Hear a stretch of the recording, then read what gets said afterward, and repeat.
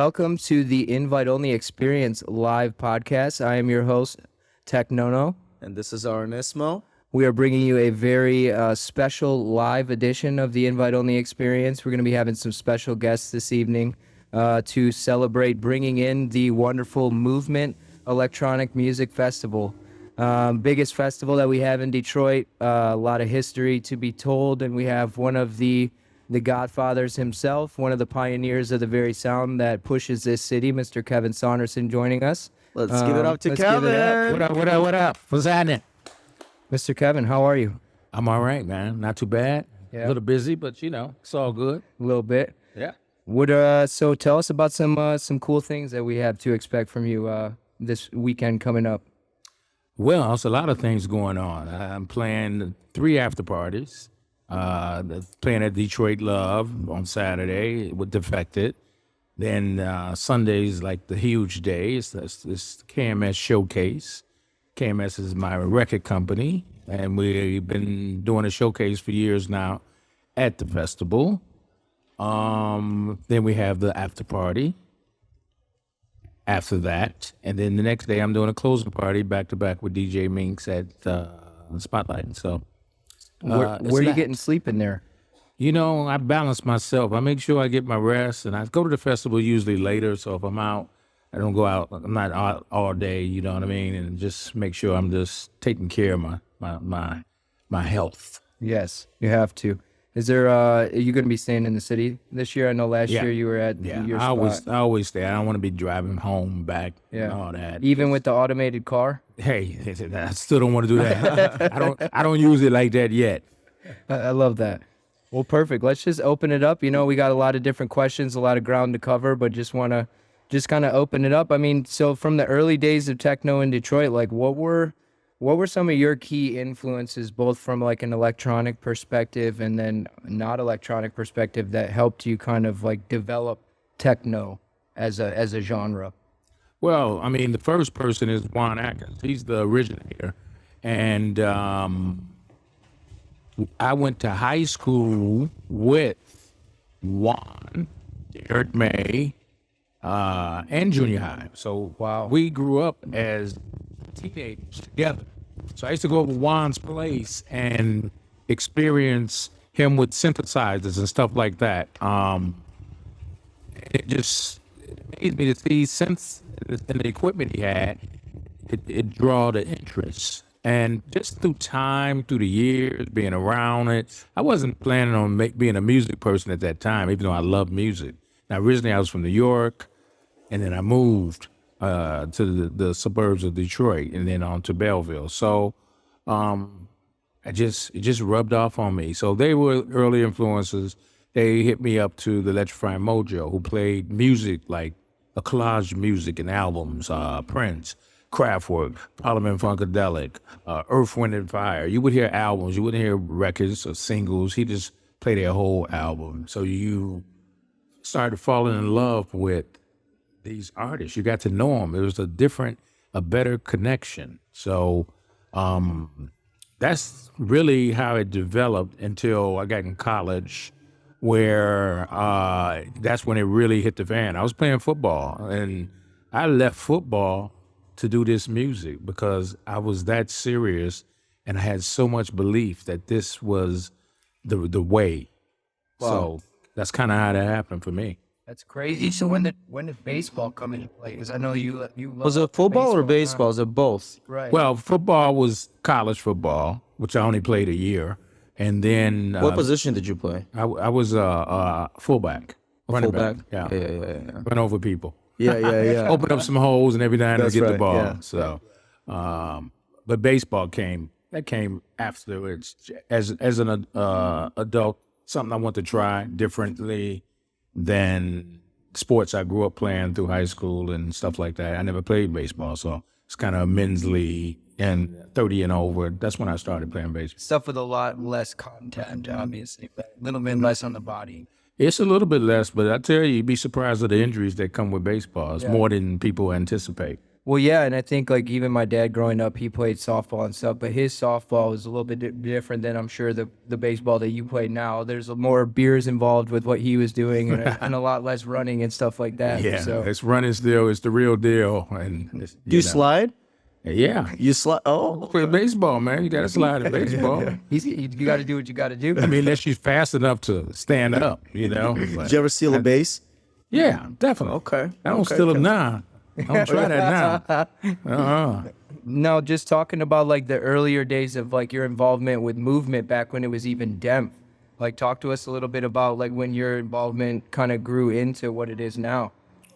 Okay. Well, I'm trying to condense this because this is I'm sure that could be 3 hours of itself. It's a lot to go with this story. So the best way for me to explain it is myself, Derek May, Carl, Craig, and Kenny Larkin. We had an organization we started called CKDK, and it was to bring better music, to unite together, to do events, and all that.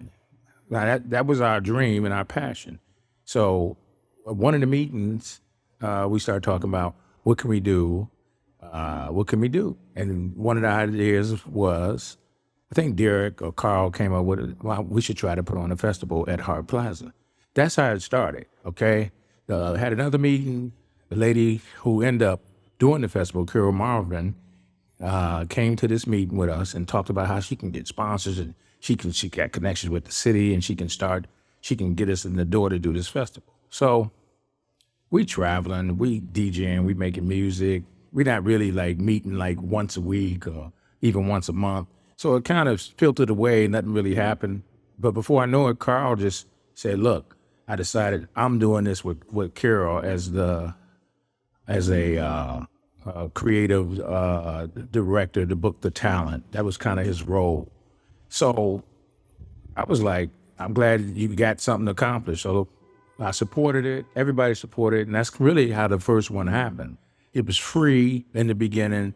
And Carol got the city to pay a certain amount of money, whatever, to her and to whatever the budget was. You know, so was the Hart Plaza just initially the place right away? Everybody knew it's like it's happening at Hart Plaza. You guys didn't have to go through. That was the spot, right off the jump. Everybody agreed that's where it should be. Now, was there stuff going on before at Hart Plaza that just designated made that it as significant? like the center? Yeah, it was always free events going on. I mean, they might have even had the Jazz Festival or African Festival. They had stuff going on.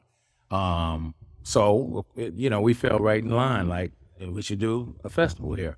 So that's kind of how the beginning started. Carl got fired by Carol the next year. They had some disagreements. So it was kind of in Carol's hands. She carried it on for another year, and I think it's 2003. 2002. That was her last year. Derek took over the festival. There was a lot of drama and mess going on with that. The normal politics. Dealing with the city and all that. I came in 2004 financially to help save the festival. The festival was about to be canceled. City didn't want to pay no money. Derek couldn't raise enough sponsorship. So I brought some money in to make it happen. The next year, 2005, I was asked by the city to run the festival. So I said, yeah, I'll run the festival, but you got to let me know in enough time. I gave him a proposal, and I tell you, do you know they came to me in like February of when the festival was right before the festival. I mean, a couple months, saying, we need you to do this festival. I say, man, I ain't got enough time. They say, you got to do it.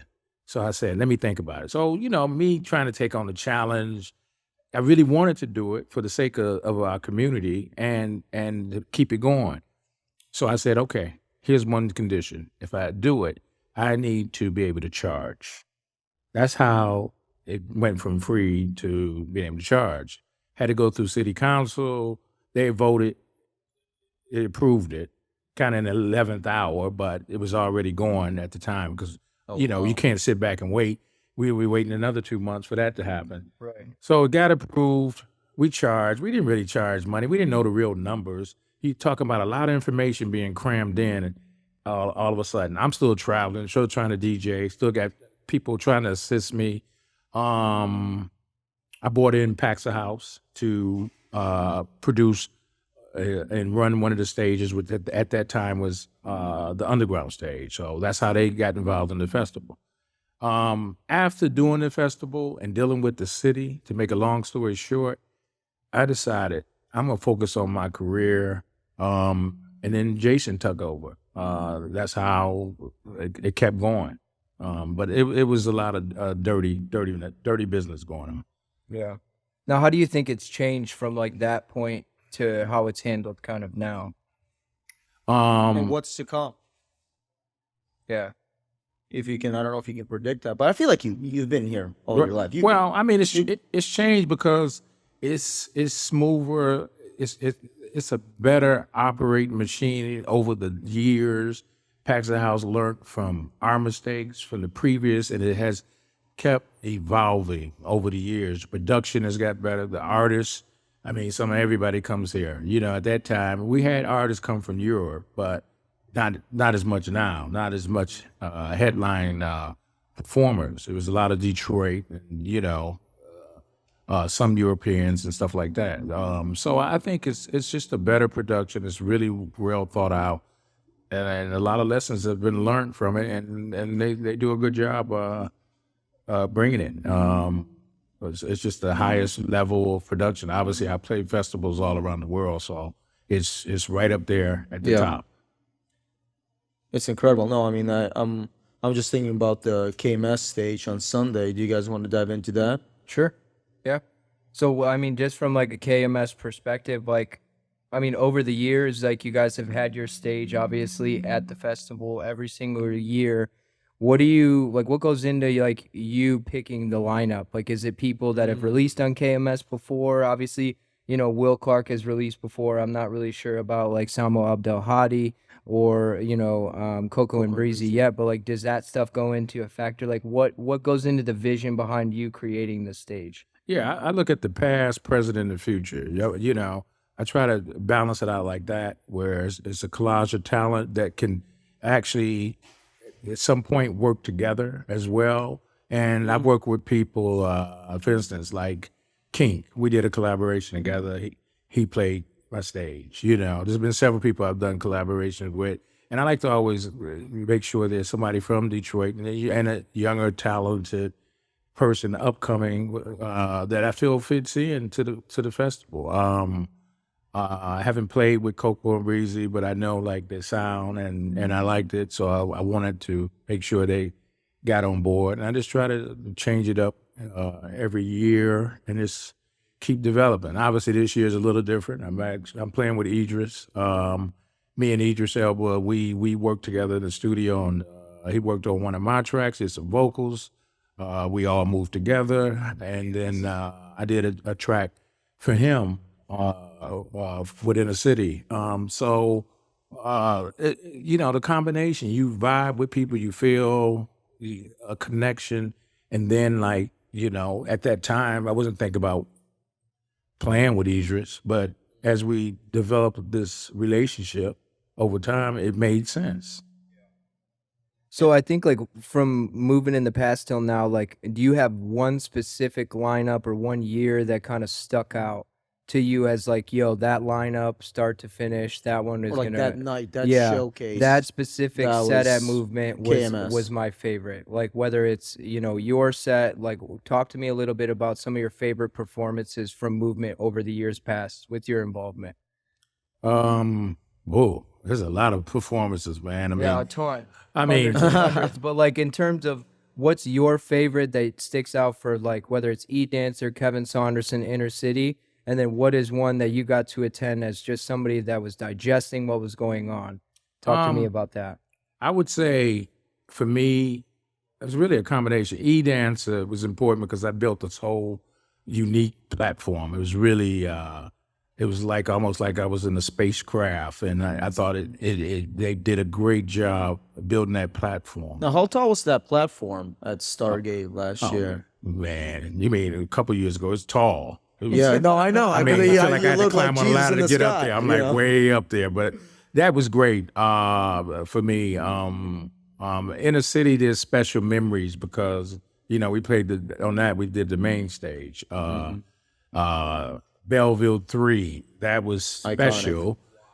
Us playing together. That was just something we didn't really. Me and Derek played together. Me, Juan, and Derek together. Really hadn't done it but once before. So it didn't all go smooth. Sometimes you have those kinks. So we had a few rough moments in there, but we're not perfect. No, we not perfect. People think we perfect because we done all this in the future. But yeah, that was one of our toughest shows as the Belvedere 3 because we did Coachella and some other things. And another artist that would have stand out to me, Richie Hawtin. He just always comes correct, strong. See, and you mentioned Kink too. Was last year the first time Kink was involved on the KMS stage? Because that was by far the craziest thing I've ever seen. I've never seen an artist move quicker than I do. Yeah, because I move pretty quick when I'm on stage. Like people call me a crackhead all the time, but like that guy takes it to a whole new level because he's at 140 BPMs the whole time. Yeah, he's got a lot of energy, but that's his second time actually. Second time.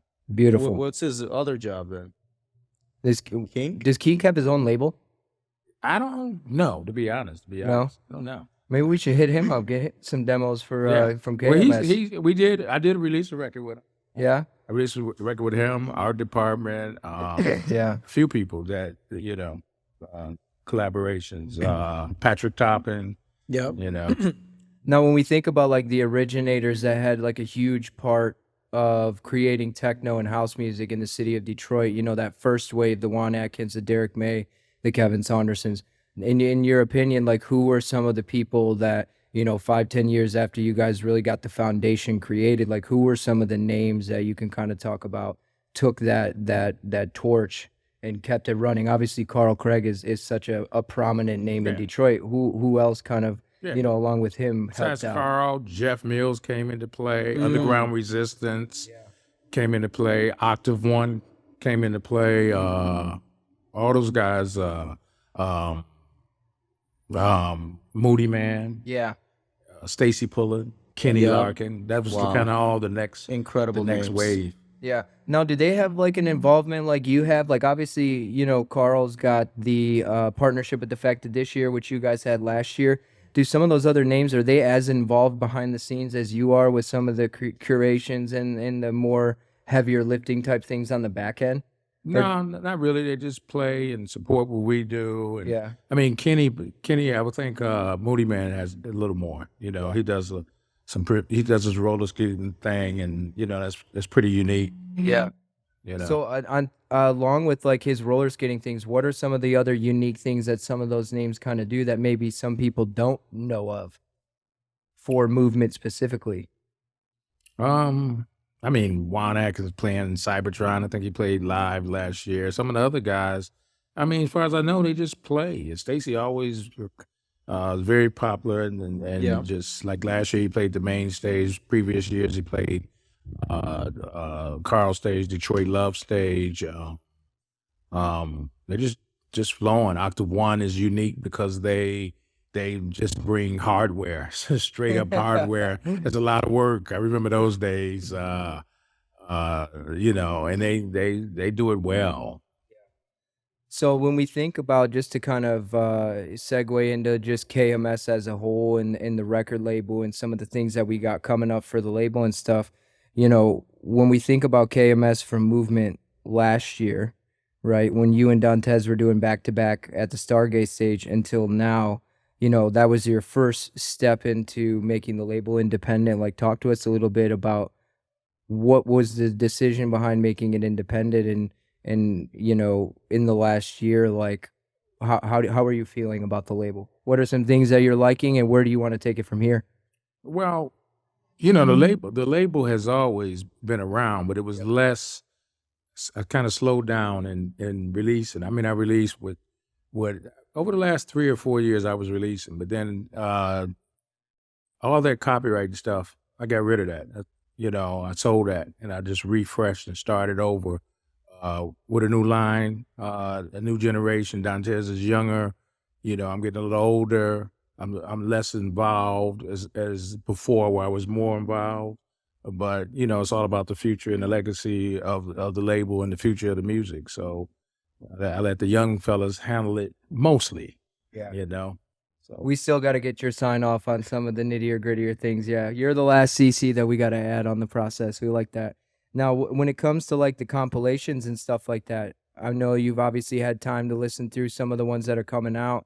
Like, talk to us a little bit about how you're feeling, like how, myself and Dantes have kind of taken it from that point until now. Like, talk to us about how you're feeling about some of the records that we're kind of proposing to be signed and different things like that. Because one of the records that you mentioned was Tabata Carter.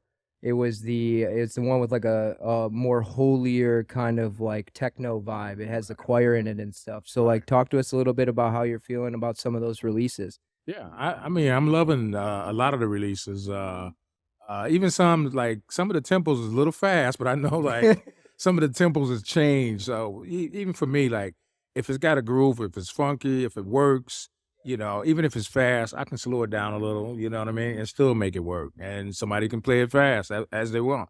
But I see a lot of the music that's been coming out is it's a lot of energy too, a lot of good energy, and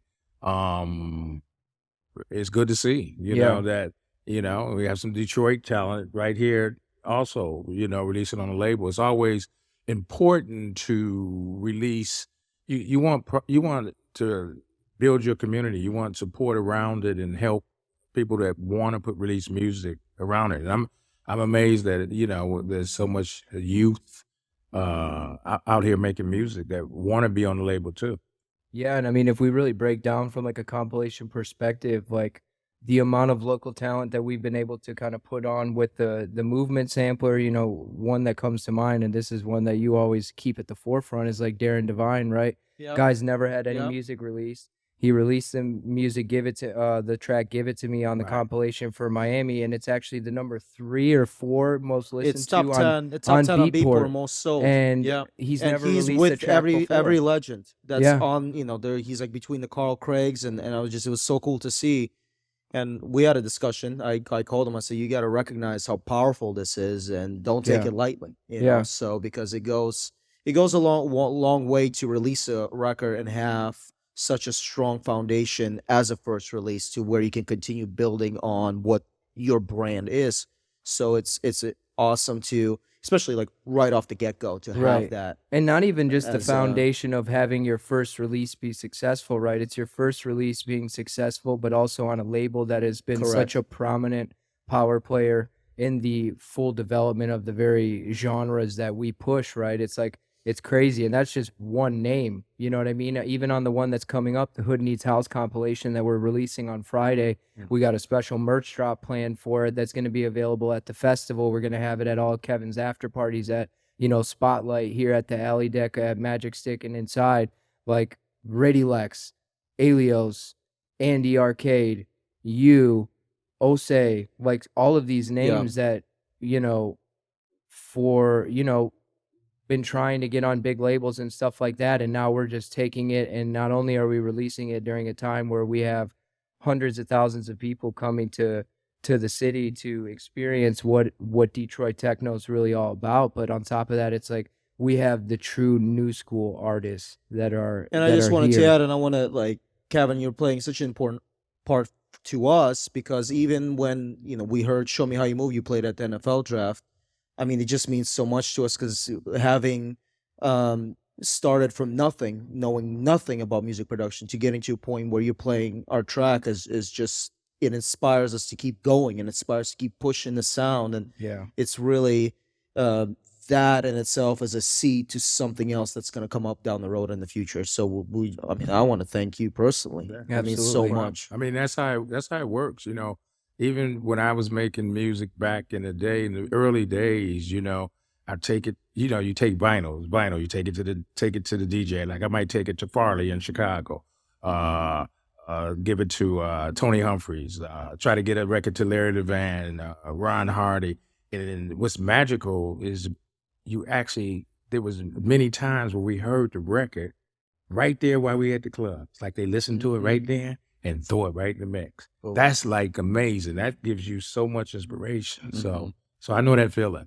It's crazy because the inspiration that we get when it comes to sharing our music is like put it through the track stack link, and we'll get to it in 1 to 30 business days. And now it's like, or back then it was just like, hey, here's my record, right? Like you would cart around crates full of records, Yeah. and if you wanted a DJ to play your shit, you hand them the record, and it was like, okay, I may And then throw it in mixtapes came rotation. through. The mixtapes, the CDs, Exactly. everyone passing CDs. Right. So, and just to like have my involvement too, to have the honor to be a part of the label, and, to have the trust that you have in myself and Dantes to work alongside each other and really just continue to take your legacy to the next level and really define what it means to be, a new school artist, like a part of the new school of house and techno with the help of Ish and stuff too. It's been nothing but an honor, and to have you on the podcast today to just kind of talk about the legacy that you've built here that will stand the length of time. It's just thank you from the bottom of our hearts for believing in us and giving us the opportunities, and we hope that and we want to keep pushing what you've created. Correct. And really see what happens, in the next 30, 40 years. Yeah. with the sound in One Detroit example of specifically. that, just like, and we talked about it a little bit on the write-up when we released the remix, but like Metawave, right? Like the amount of demos that they sent, some of them were just like, hey, listen to this, what do you think? But like probably 10 demos. And it was like every one that they sent me, I'm like, this isn't a good fit. This isn't a good fit. And it's like, I know like right off the rip when you guys asked me to be a part of it, like I have something to, like, there's a certain level of sound and quality and just respect that we have to bring to the table when it comes to signing records. And now that Dantes and I have found such a solid groove, like even from the time that we opened up that track stack link from the beginning till now, are the amount of demos that we're getting in, we may need somebody just to go over demos because we're getting 50 to 100 demos like every single month, and it's crazy. So one thing that I do kind of want to talk about a little bit, and we'll let you go here because we know you got a bunch of things that you have to get to leading up to this weekend. But what are like 1 to 3 things that you do specifically for your mental health as an artist? We obviously know you got a full schedule. Not only are you one of the godfathers of techno and the owner of a record label like KMS and an artist, Kevin Saunderson, Inner City, E-Dancer, you name it, but you're also a father. Right, you're a family man, and like juggling all of those things. What do you do with it being Mental Health Awareness Month? Obviously, what do you do for your mental health? Like, what are some things that you do to keep you centered as Kevin Saunderson through all of this? I think I'm good at winding down. I like to, and believe it or not, I like to fish. When it's the weather. Sometimes I just go out to the lake and just sit there and fish, just looking at the water. 'Cause I like water too. I mean, I do other stuff like I do hot yoga, I box. I stay active still, but it's kind of like me time, like I just say I'm going to take care of me. And then that makes me recharge. It helps me recharge. And then sometimes I like sports. So I went to the Lions playoff games when they was in the playoffs recently. That was the first time you could ever say that in how many years, though, right? well, in a long time. I've only been there once, and that was the last time, maybe. No, I wasn't there once. I seen them once, actually. I just thought about it. They haven't had a home playoff game. But yeah, I do stuff like that and try to just wind down and because you're always consistently on the go. You got to find a way to recharge and do something to recharge, and that's what I do. I like that. And then last question kind of that we got for you before we let you go here is like, if there's like bit of advice that you can give to, artists that are trying to make it, especially in this very overly congested market and Spotify streaming and all this other stuff, knowing what you know now from all of your experience, what's one piece of advice you can give to like an emerging artist to help guide them through what it is to be an artist now? Well, I always say, my perspective was always, I never ask people, do you like my record? I just do it. And if I like it, that's all that matters. That's the first thing.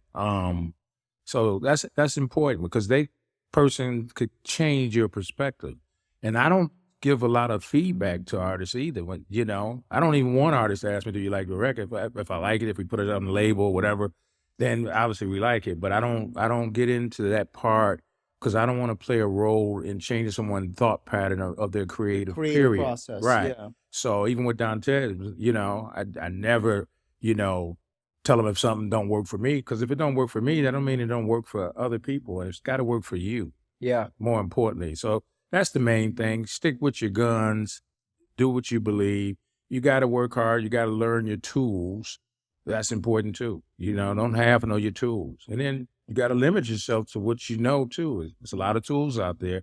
So you want to be able to move forward instead of staying in one place, messing with this one, messing with that one, messing with this plug-in, and you ain't moving forward too at the same time. So Yeah. And I think that's good too. Like for all the artists that are looking to send demos for KMS, you know, like be yourself. Like luckily we have one of the gentlemen that actually sent us a record to review on one of our last streams where we did some live submissions. Mr. Disc Jockey George. It was one of the most unique tracks that we got, but it was him. Like it's whenever we hear his sound, we know it's him and it's authentic to him. So like at the end of the day, what I see with a lot of the students that I do production one-on-one lessons with, and even Ish too, it's like a lot of these people are coming to us and they're like, we want to be like John Summit. And it's like, okay, well, what the fuck does that mean? Okay. What is going to set you aside from everyone else? Because I can tell you right now that everybody can make tech house, but it's the house music that is really going to, you know, portray who you are as a person, being authentic and not trying to be something that you're not, using the tools that are allotted to you, but not trying to do too much. That's ultimately going to get you recognized by labels, because nowadays in the digital, you know, the digital presence within music, it's like you have to really do something that sets you aside, because there's a lot of people that are blending in, and the ones that are being truly and authentically themselves are the ones that are ultimately going to prevail and make a true lasting impact. So, Kevin, it's been an honor. Thank you so much for joining us this evening. So Kevin's playing on Sunday with Idris. Correct. Right. Sunday at Idris. He'll be closing down the KMS stage. If you want to catch him Pyramid stage. before that, he's going to be at Spotlight on Saturday for an inner city live. Dantes and Kevin are going to be doing an inner city live set at Spotlight. Not live, just a DJ set. DJ set, sorry. Yeah, correct. Live DJ set. No, not live. Yeah, there you go. So they're doing a DJ set at Spotlight, then KMS stage, the Pyramid stage. You're going to have Kevin back to back with Idris, followed up with a techno set from Kevin. I want to see that techno set. This lovely place, Magic Stick. And then on Monday you got back at Spotlight, back to back with Binks. Back to back with the queen of house and techno Chapter 2 herself. after EDC. Yep. Chapter good old follow Detroit. up. Then I get a few days rest and I go to Europe. There you go. Only a couple. So, Busy man. Well, without further ado, thank you so much, Kevin. All right. Thank you. Thank you. This is a live podcast, as you can see, Hell yeah. which will be released on YouTube, and we're hoping to get it out before movement, right? Yeah. Agron, So- how we looking to get it out before movement, my guy? But we No want to problem. just you want to talk about our sponsors, because we actually got sponsors, and want to Yes. give a big shout out to Kevin Fan, who connected us with those sponsors, because it wouldn't be possible to really put this together as a special episode, because you know it's one thing doing podcasts for quite some time, but it's awesome to see someone like Kevin just jump in and buy into what invite only experience is, because you know we're trying to build something unique here that supports artists in the local scene, and see where it takes us. I mean, we talked about it in the second episode, like invite only and invite only as a whole. We don't know where it's going, but we're just getting after it. Well, yeah, and that's the beautiful thing is like we've never done anything like this before. This is our 4th podcast that we've ever recorded live. It may look like we know what we're doing. We're just extremely The confident first in one anything that we're doing. is not being released. Yeah, the reason I said 0.05. 4th, yeah, we scrapped it because I'm emotional and I'm super sensitive and over analytical of myself, so we scrapped that first one. But you know, I think like we just wanted to you know, create a platform to just really be, you know, truly and authentically ourselves, just kind of open up our hearts and show you what's on the inside of the Bald Daddies, because we know like on the outside looking in, like first impression, a lot of different emotions obviously can come about from just observing the Bald Daddies the way that they are. But then when you really start to open us up and peel back the layers, you realize like there's a lot more relatableness that may And I think be we talked present. about there's not enough of this in the music scene No. in general, where Especially in it's just Detroit. conversational. Yeah. And it's one thing interviewing artists to, like, oh, right before the set in Coachella, it's like, hey, how you feeling? I'm feeling great. Right. It's still a bit superficial. We want to talk, on a deeper side of things, and we want to hear your guys' feedback as we keep developing. This is the third episode that's going to be released, so we're building our YouTube channel as we speak. But before we say anything, let's thank our sponsors. Yeah, so first and foremost, like honestly, a lot of people were involved in the making of this podcast. Like first and foremost, Magic Stick, Bree Clark, the whole Magic Stick staff over here on the alley deck. Like we were able to make this possible in a total of like 3 days. We were able to get a flyer from Daniel. Shout out to Daniel for the flyer, but we were able to get a flyer. We were able to get everything in motion, got everything signed off by Bree. They were able to open up our doors to be able to do this. Yeah.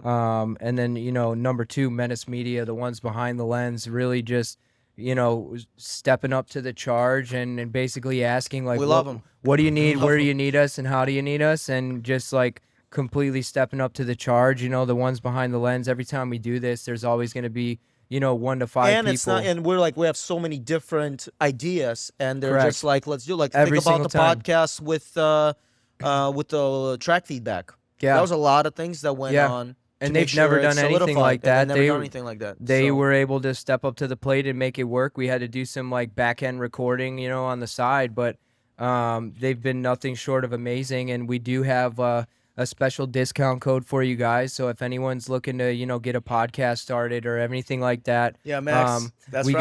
got a special discount code that you guys can utilize to partner up with Menace Media and have them kind of do the same thing they're doing for us, for you guys. So we'll put that in the note section of this post. But then most importantly, some of our big sponsors, I'll talk about FlowDose. I'll let you kind of talk a little bit about One Rock, so Yeah, you go can ahead. read through the do's and the don'ts of that before we really launch all that. But FlowDose, so FlowDose is a company that we recently partnered with that just really specializes in the art of microdosing, utilizing specific Nirvana mushrooms.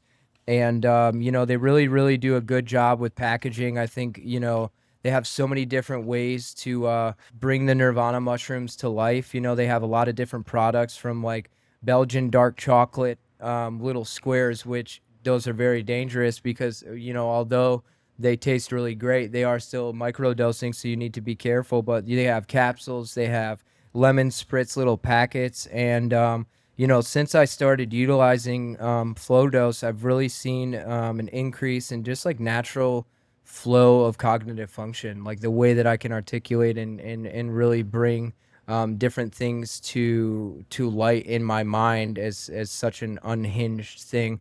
They've really helped out, and they make the art of actually dosing on like such a clinical way so appropriate, because I think a lot of those companies, when they talk about microdosing, it doesn't really get to the actually nitty gritty and Well, it's strategic awesome that they layering. provide like nootropics as well, like GABA and theanine, and I think it's just it's a perfect mix. I mean, So I've you have the also- Nirvana mushrooms accompanied by the GABA and the Yeah. theanine, which have the anxiolytic properties of the actual supplement itself. So it really, really, really helps with everyday just cognitive function and just really enhancing life in general. And then obviously, Well, we want to make sure you guys. We're gonna provide also the link yep. for We'll put the link. We'll FlowDose, put all so the make sure it's information all- up for FlowDose in the notes section of this podcast. so you guys can check that out. But I wanted to also present One Rock, which is a luxury spirits brand known for award-winning One Rock vodka. And I'm Russian. I love my vodkas. Yeah. Vodka. So we're planning on. So they sent us cases. We're actually gonna have cases of One Rock at the KMS stage. Yep. For everybody to pour. Unfortunately, yeah. On the pyramid stage, right? Pyramid stage Yeah. on Sunday. Unfortunately, they've been nothing short of amazing. Yeah, They I mean, it's overnighted it, but unfortunately it didn't get to us Didn't in get in time time. before we could get it to this podcast. So we are going to have that for people to enjoy that are of age and have their band that shows that they can drink and consume Exactly, alcoholic 21 products. plus. I will gladly pour that into your mouth during my set at Yeah. the KMS stage. Maybe I will. Who knows? There you go. And then so there's a couple of awesome whatchamacallit, different Flavors. flavors. Thank you very Different, much. as this says, crafted blends, native Colorado mountain water. Yeah. Legacy, Loganberry, raspberry, dark chocolate, truffle, and pineapple peach, which is just launched. But the biggest thing about them is the membership benefits, which includes the discounts of 50% off purchases on over 2,000 popular rare wine and spirits. So it's not just vodka. Yeah. But you also, with every purchase of One Rock, you actually get part of a shareholder company. You become a shareholder in the company. So to break that down, a part of the cool selling point for One Rock, right, is with every purchase that you make, you become a shareholder in their company. They have tremendous goals for reaching their specific shareholder presence on the stock exchange. So with every purchase that you make from One Rock, you actually get a portion and you become a shareholder with their company. And then for ones that like to be a part of their, I believe it's called One Rock VIP or Club or something. Rock VIP. There's different perks and stuff too. There's like the silver card, the gold card, and the black card. But with those different memberships, you have upwards to get 50% off of all of your purchases of all of these different spritz. Yep. So super cool to bring them to the table. We just want to thank One Rock. We want to thank Flowdose for their support in bringing this to life, along with Metis Media and Magic Stick. So I think right now might be a good time. Let's look at it at 6:08. Maybe take a 10-minute intermission because my balls are stuck to this here couch here. We'll get and then we'll be back. We have Max McColl up next. McColl. Yes, the second C is capitalized. Yeah. Yeah, so we have Max McColl, a dear friend of MCM ours, Productions. We love here him. to share his story and movement from his lens, and then we have DJ Godfather to bring it home. So once again, thank you to our sponsors. Thank you all for being here. We love you so much. We are the Bald Daddies, and we are going to break back with the invite-only experience live. I am your host, Techno, here with my esteemed colleague and better Well, I half. was about to say it's happening, so you don't have to say that we're live. a host. Yes. They know who we are.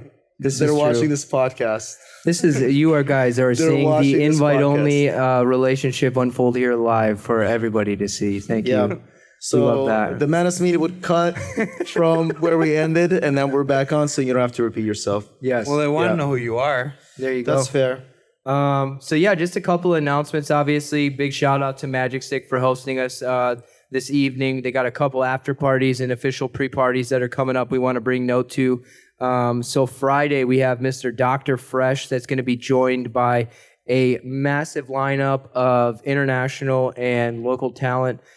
We have Dr. Fresh, Bijou, The Sponges, Neon Steve, Clink, AK Rennie with Coral, and then on the alley deck, we have Prim, Party Hard, Dino, Food Fight, and Gina Marie. That will be here at Magic Stick. That's this one of Friday. the opening parties. Yep, that is for the Movement. official pre-party Yep. for Movement that they're hosting here at Magic Stick. Then Saturday, after the first day of the festival, we have a sold-out show with Medusa, Sharif, and Kausan inside. And then outside we have Soul Tickets Goodman. will be available at the door, so it's sold out online, but tickets available at the door. Tickets will be available at the Yeah. door, so get here early. Doors are open at 9. You're right, 9 is the usual time. Thank you. As you can see, we're still new to this whole podcasting thing, so thank you, everybody. But on the alley deck, we have Soul Goodman and Garissel. So that'll be Saturday, the 25th, after the first day of the festival here at Magic Stick. Then Sunday-ish, if you want to talk a little bit about what they got going on at Magic Stick on Sunday. Sunday, KMS Showcase. Of course, after the entire day of KMS Showcase at Movement Pyramid Stage, we're shifting the party right here at Magic Stick. So we got Coco and Breezy. We got Justin Martin, Detroit's favorite, feeding into, of course, Kevin Saunderson. I know, it's exciting. The techno set. And I'm actually really intrigued to see what that techno says all about, because Kevin keeps talking about it. So it's cool to think about. Yeah, I'm excited to see what his set is with Idris compared to the techno set. Yeah. And I think expect a lot of old techno. That's my prediction. Some old techno. And of course, you got your Bald Daddies here on the alley deck with the Saunderson Bros. So make sure you come early to support. We're on 11 till 12:30. But We don't even know what's going to happen on the LA Deck stage. So formidably, we're 11 till 12:30, but there's going to be a few surprises sprinkled in. So I like just a for the surprise. ones that come through and join us on the LA Deck. And for the OGR and Ismo fans, there may be a switch up or two in the near future. I know that you like your signature switch ups or change up, I believe, is what you like to change up. The Yeah, change yeah, up yeah. from your old Twitch days as your yep. live streams on Twitch. why I have my long hair. And then Monday to close it all out, this will be at the Magic Stick. We have Chris Lindbergh, Devin James, who Devin is he the owner of Late Night Munchies? Am I tripping? No, No, I don't different think guy. so. Different guy. Different guy. Yeah. Great. Scratch that. Agron, we'll cut that out. Thank you. We got Don't Leighton, cut that out.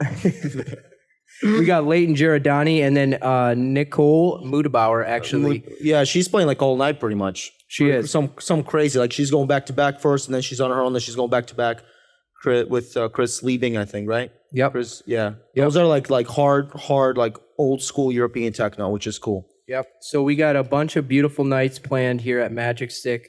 And then to kind of bring it back to where we started here, we're going to Guest appearance, right? Yeah. Special guest. special guest. Who is Back our three special back. guest? Max McColl, Max MCM McColl, Productions. MCM Productions. Ladies and We gentlemen. fucking love Max. Yeah. Max has been a friend of ours for quite some time. Our first grand experience was at Dirty Bird Camping.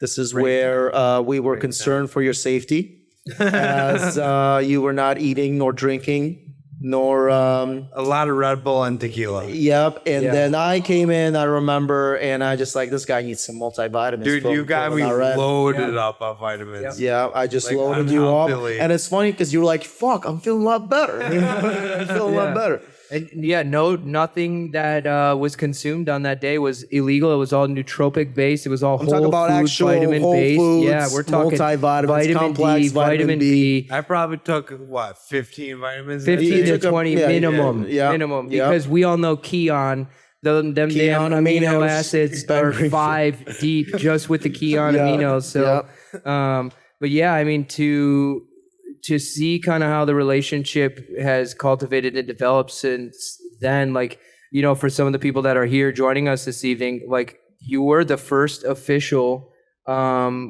photographer for Technono, the first official set for Technono at Grasshopper back like 3 years ago. You were the first photographer, and one of the only photographers that I work with nowadays that I will still be okay with calling me DJ Nono, because anybody that calls me that, I get offended because they don't know who that is, but you are one of the only that does. So we are honored to have you here, brother, to join us for the invite only. And that live goes both experience. ways, man. Thank you so much for having me out here and being able to speak with you guys about my venture and the pros and the cons of what's been going on over the past 2 years, if not more than that. Of working with you, meeting Ish, getting close with Ish, able to put that all together. Absolutely. So, I mean, just to kind of open it up. So, like, talk to us, your journey since that first time that you ever shot me. What have you been up to since then, good sir? Oh, wow. That's a tough question. Since then, I mean, I do photography and videography, so I've been deep in the entertainment industry for, I was just talking to him about this, probably about 7, maybe 8 years now, since my sophomore year of college. And I started off just doing very minimal shows and kind of just seeing where I could put myself and seeing what I could do and what I enjoy. And one thing led to the next, and I started off with just local DJs out in Kalamazoo. I went to Western Michigan, so in Kalamazoo. Go Broncos. Oh, yeah. Oh, yeah. And started off out there just doing local DJs out at Pop-Up Beats, as some of us know. Wow. And eventually now, like, I've shot Movement, Electric Forest, Rolling Loud. I've done a ton of festivals with a ton of artists that are really big names, and it's been really cool to be able to experience the smallest kind of shows of festivals and now the biggest. And it all kind of ended when I was involved in a hit and run car accident out here in Detroit on September 22nd, 2022, which kind of put a big wrench in a lot of things. I was riding my dirt bike up to the corner store, and that's kind of the last thing I remember for about 3 to 6 months. I was on my dirt bike, riding on the street, which I probably shouldn't have been doing, but it's all right. I did mess up by not wearing a helmet, which I could have changed, but regardless of that, he still hit me. He ran a red light and knocked me off the dirt bike. I flew over his car, and basically he left me for dead in the middle of the street as I was riding to the corner store to get me some Reese's. And after that, I was diagnosed with a traumatic brain injury, a TBI for short, and I was sent to Detroit Receiving Hospital, where the staff there, the surgeons, the nurses, the therapists started off treating me, and none of them thought I'd be here today. And I don't really remember that. I just remember it from the photos and videos that my mom took and showed me, and everything that the doctors, the nurses, the therapists, and all the team members there have told me. And it's just a blessing to me every day that I'm able to walk, talk, eat, and be here, to be able to share my story with friends like DJ Nono and Ish and everyone that's here for me and everyone that's just met me, and just it's a miracle. And So I'm we very love you, man. grateful. I think, one of your biggest characteristics that's talked about by everybody is how kind and sincere and just easygoing you are. Thank you. And it's gotten you so far in the industry, because it's like once just few sentences in, you're like, that's my brother. It's just such a easygoing vibe, to where I think it's gotten you a lot of your career. And I mean, it was scary for all of us to really go through the unknowns. And it's one thing, I can't even imagine what you went through, but it's another thing being in the hopes that an update from your mom is a good one. Yeah. Because there was a stage at one point where it was not good. Yeah. And, I'm a nurse, so speaking from what I've heard, it's like, I don't think Max can make it. And you were in a coma for how long? I was 3 in months? a coma for 10 days, and then I was in a medically induced coma for, I think, a month, maybe 2 months. Wow. And I don't remember any of that. As I said, I was in Detroit Receiving Hospital for 3 months. I have zero memory of that. See, and I remember that time very vividly, because it was a time where, I think it obviously, as you said, it hit us all very differently, because, number one, it made us realize like how precious life really is, number one, and how tomorrow's That's not a light statement. No, it's not. it's And really tomorrow's never hard. promised, really. But then it made me realize just how, it can happen to literally any of us. It can happen to any of us that are sitting up here right now, or any of the people in the audience right now. Like, at the end of the day, life is so precious, and we have to really move with, love and appreciation for every single moment that we get to share with others. But then on top of it too, it was just like, your mom was very helpful in keeping us updated with the good, the bad, and the ugly, with that little, diary that she kept on that application. And it was like every day we knew, like, at between the hours of like 5 to 7, 5 to 9 p.m., we would get an update, and whether it was good, bad, or ugly, we were all, the entire city of Detroit, and even all the people you touched that live throughout the world, like, we were all waiting for that update. And, like, it hit us in a very different way too, because it was just like, that's our brother. And you are very blessed, but I don't want you to forget the resiliency and the faith that you had within yourself, and the hard work that you put in to get yourself here. Because, while you're surrounded by, a lot of professionals that do a damn good job at what they do, that look at data and they look at numbers, and they make opinions and hypotheses based on their experience in those numbers. On paper, you weren't supposed to be sitting here, sir. And I think there's a lot of things that are involved in the fact that you are here with us. And one of those things is your resiliency and your mentality, but your attitude. Like, you are one of the hardest working people that I know. And whether before or after the accident, it was just like I knew that if there was one person that was going to defy the odds, and Ish and I talked about this so many times because you powered us through a lot of our own darkness with just knowing that our brother's going through fucking hell right now and we need to make him proud. But like, you know, your stubbornness played to your advantage because you didn't give up and you defied all those odds. So like, I want you to realize that, you know, with God behind you and your faith behind you, a lot of your success and your healing has been attributed to the hard work that you're willing to put into becoming whole again. And I don't want that to go unnoticed because, you know, your story and you know, you turning a shitty situation into something that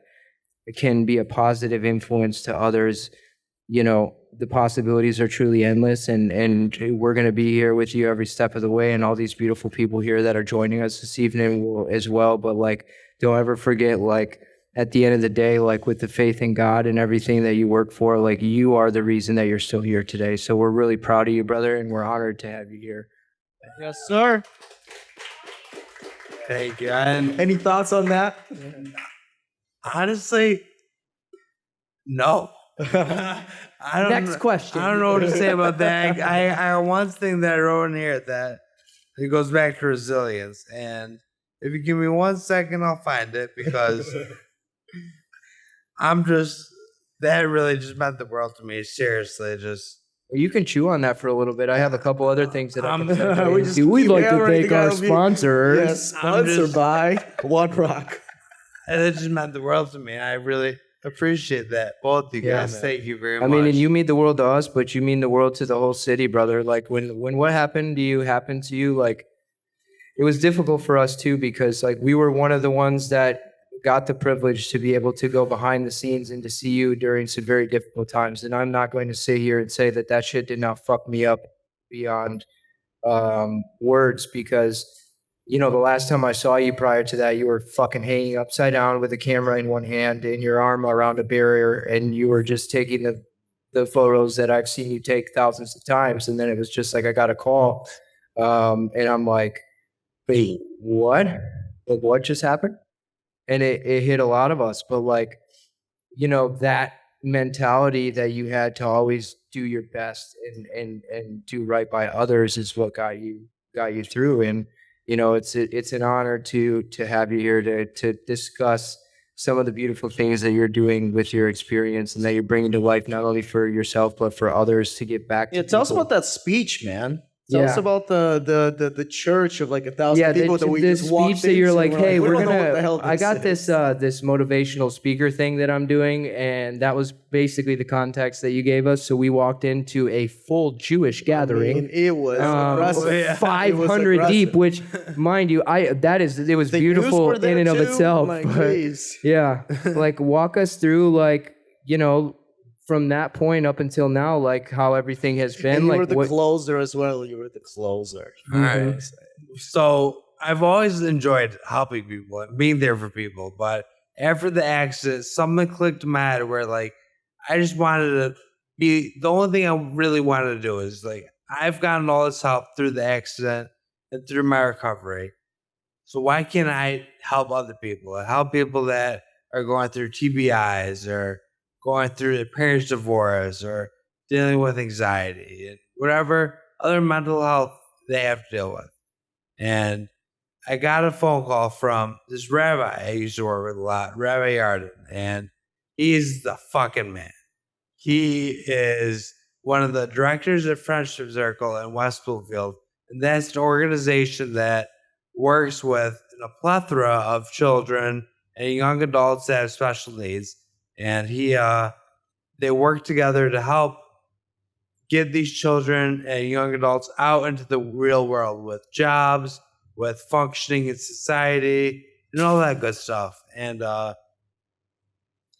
they work with another organization called You Matter, which is an organization that helps people go through really tough situations. Is a good way to put it, I think. And it could be physical. It could be physical. mental. It could be family related. It could be losing a son or a daughter. It could be your parents getting divorced, your son or daughter having severe health problems. It could be a plethora of stuff. And I got a call one day asking if I would be willing to speak in front of, there's a wire right there. If I would be willing to speak in front of a crowd of people. No numbers were given to me, so I had no idea. numbers were given to us either, my boy. And I was going in thinking like I'll be okay and going to read off of a sheet or two of paper and like calling it a day. So I was like, all right. So I was like, yeah, I would love to. It'd be an honor to speak with you guys. And it was just, I was so excited to do it and be able to share my story of the accident and all the teams of people, the nurses, the phlebotomists, the surgeons, the radiology techs, and everyone that put their time and effort into bringing me back to life and saving my life. And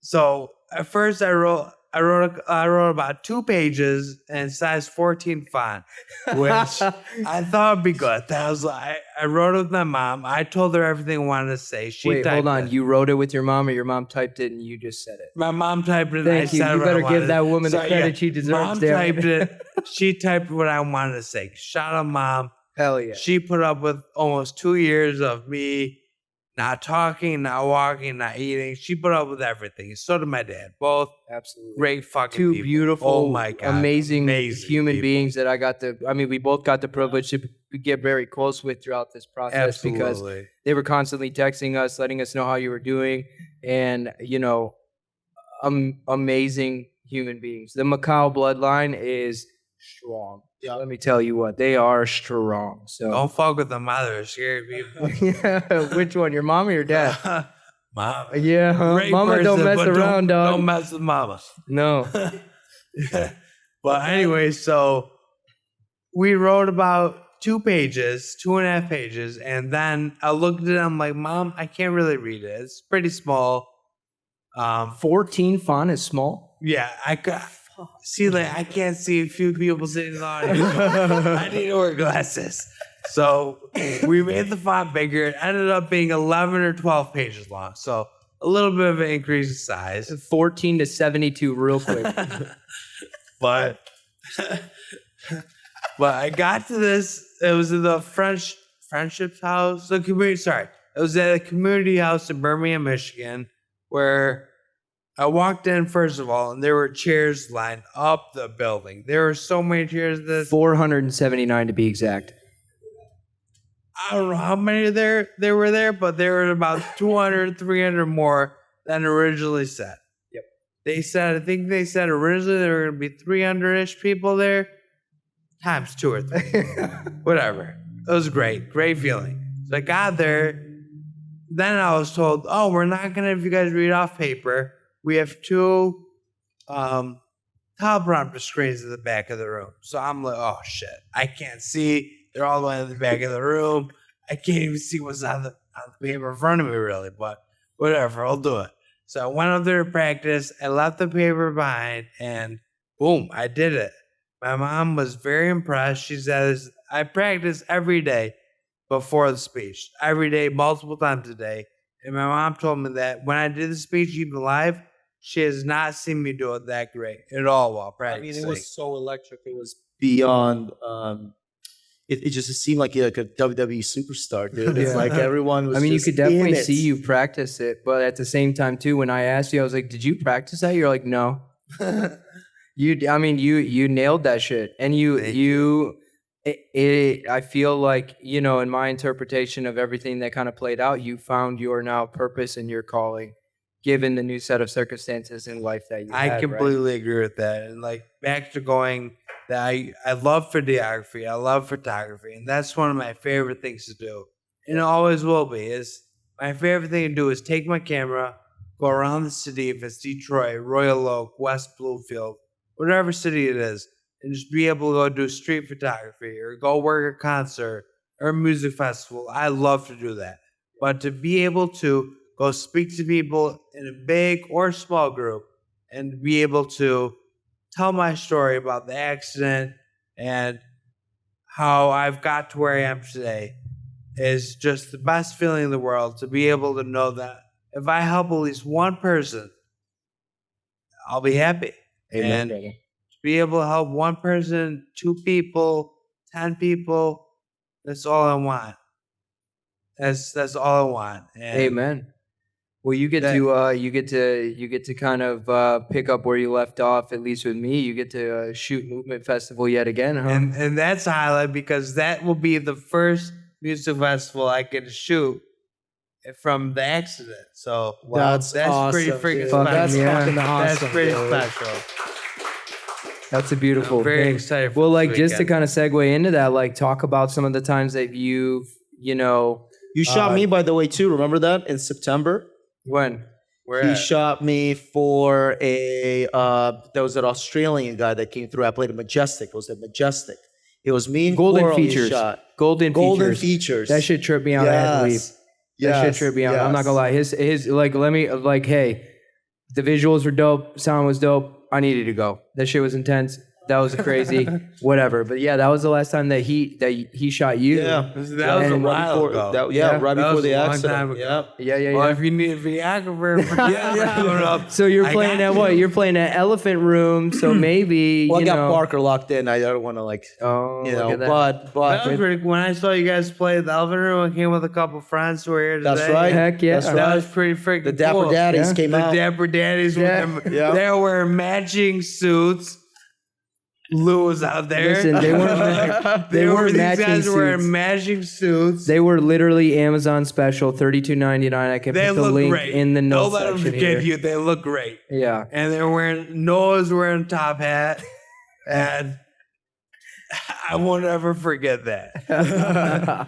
We had to get you warmed up before you just shoot me at Movement. You know what I mean? You had to break back into what the Bald Daddies really are all about, right? Fair enough. So, I mean, it just like you shooting for Movement in the past, like talk about some of the times that you shot Movement, before, like in your history. Like, I know you and Claude have a really good relationship. So, like, talk about like your experience with Movement in the past leading up to here. Working with Claude, Barclay Claude, was probably my favorite time working Movement. I was partnered up with Claude for the whole weekend while he was in town.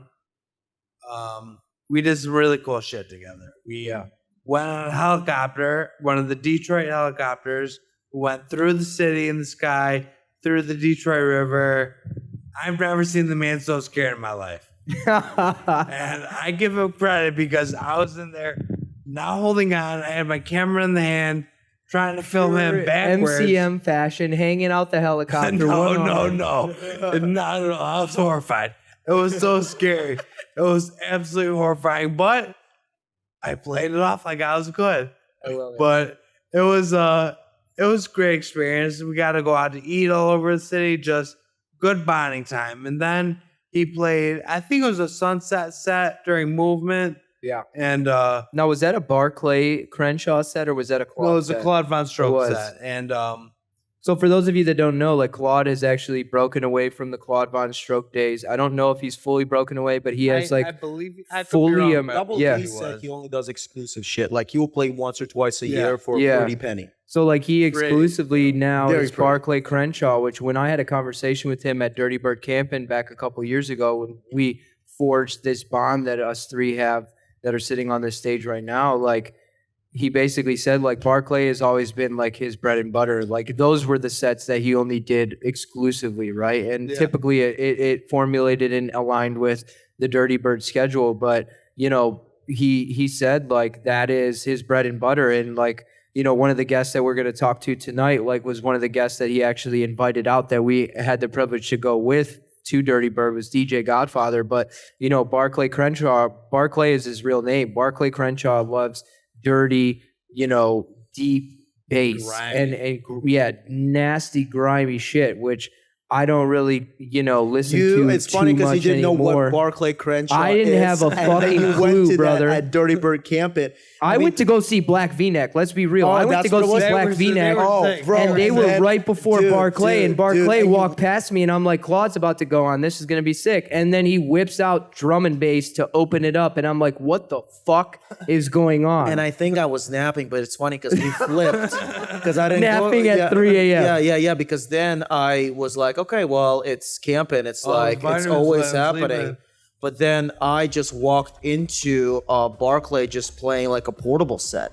And then he's got that cart. I have videos of him. And then he went up that, and then we'll actually post a photo. Like, it was funny because it's just like he went up those apartment complexes and people just followed in. Yeah. And then there's a photo of him playing right on the middle of like floor 8. Yes. And the entire apartment complex can see It's a whole tower. Claude play. And I'm standing there literally like right next to him, just like locked in. I have a Ish video is on staring my phone. directly at the knobs to see what Barclay's doing on the knobs. Yes. That's That was the type of point. I was listener like Ish is. locked in on learning what the fuck is this guy doing, really. I found a video on my phone. I think it was last night or the night before. I was looking when I was thinking about what to speak about during this, and there's a video of Barclay on on the 7th or 8th floor playing in the hallway with people just going around the whole. Yes. Yes, that's the building. one you're talking about. That's If the you one. look I have the deeply, videos. Ish is literally I am right literally next to Barclay. breathing his air. Powering You know, over it.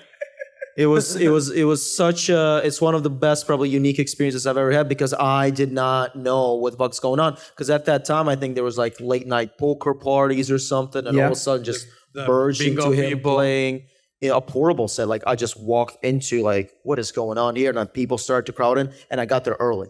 That's what happened. I was Of like, course, you got there early. I got there early. I was like, It's oh, just always on time. Early, I should Early say. is on early time. is on Let's time. be real here. And then it's like there's like maybe 10 people there, and like I'm like, okay, like I don't know what's going on. And then a pile of people just started to drive in, and all of a sudden it was like, I don't know if it was like Justin Martin. I think maybe it was Luke. What's the guy's name? Don't say Luke Bryan. No, that wasn't At Luke Dirty Bryan. Bird? At Dirty Bird.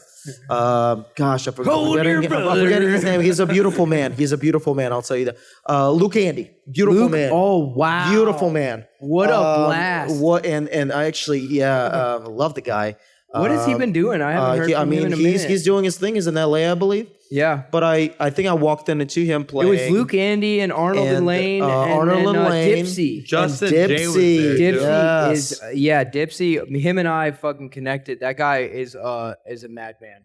I mean, it was such a cool experience, and that's one thing I'll give. That to, was like, our first time as well as That was our first Me and time, you hanging as out. invite only. Yeah, You know, experience. like for Dirty the Bird. OG fans, like that was before invite only became a thing. That was our first trip together, and it was a hell of an experience. Like we met so many different people. We got to forge this bond that we have with you, and you know that's when the earlier stages of invite only really came about. Was like those earlier memories. At makes me Dirty think Bird. too. Like I want to give a shout out to Double D. I think Double D connected a lot of dots Definitely. for us and Definitely. just put us in the positions to like meeting people. Yeah. Daryl goes a long way, so he's Nobody everywhere like knows air. what he actually does for a living, but the No, guy does more than anybody. Yeah, but in a he's fucking everywhere room. like air. I mean, you'll see him on the court side of a Everywhere basketball. like air, never not working, right? Yeah, he's the court side of Pistons, and then all of a sudden he's backstage for Claude, and you're like, I don't know what this guy's doing, but But he's you know, doing he's something about right. and he's a genuinely a great guy. Yeah. And I think he connected us in a way through Claude, through Bry. He got us on stage Yep. Yes, sir. at Dirty Bird Camping. So that was like, we were just like, yeah, we're going to go up there. Yeah. So just it to out. kind of, keep it moving here, like Max, it's Mental Health Awareness Month. You are, I mean, such an. You went through everything Yeah. imaginable. You've been know? through a lot, right? And you've kept a smile on your face. One of my favorite smiles that I can ever look at. So like for the people, like with it being Mental Health Awareness Month, like what are some things, and you can unfold your notes here. I know I have to do it's that. not in 14 font, it's in No, it's pretty 16 big. font, so it's only I 3. can see. It's, like what are some things that you can share with our audience that, helped keep your mind strong? Like what are some tips and tricks that you have for Mental Health Awareness Month that you can share with the audience to help them get through tough times? Because we know like right now in the world, like we're being gripped up right now. Everybody's kind of going through different things in their own ways. And I think, what are some things you can share to educate the people on ways that you got through a very tough experience? I'm not even gonna read this because Yes. Yes, let's This fucking means a go, lot, Bald dude. Daddy energy's That's coming right. A out. lot to me. Near. positive attitudes lead to positive lives.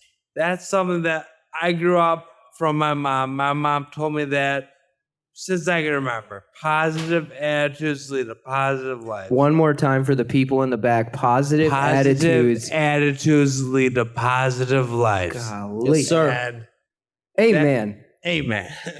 And that is something that she always told me, but I didn't take it seriously until I got in the accident.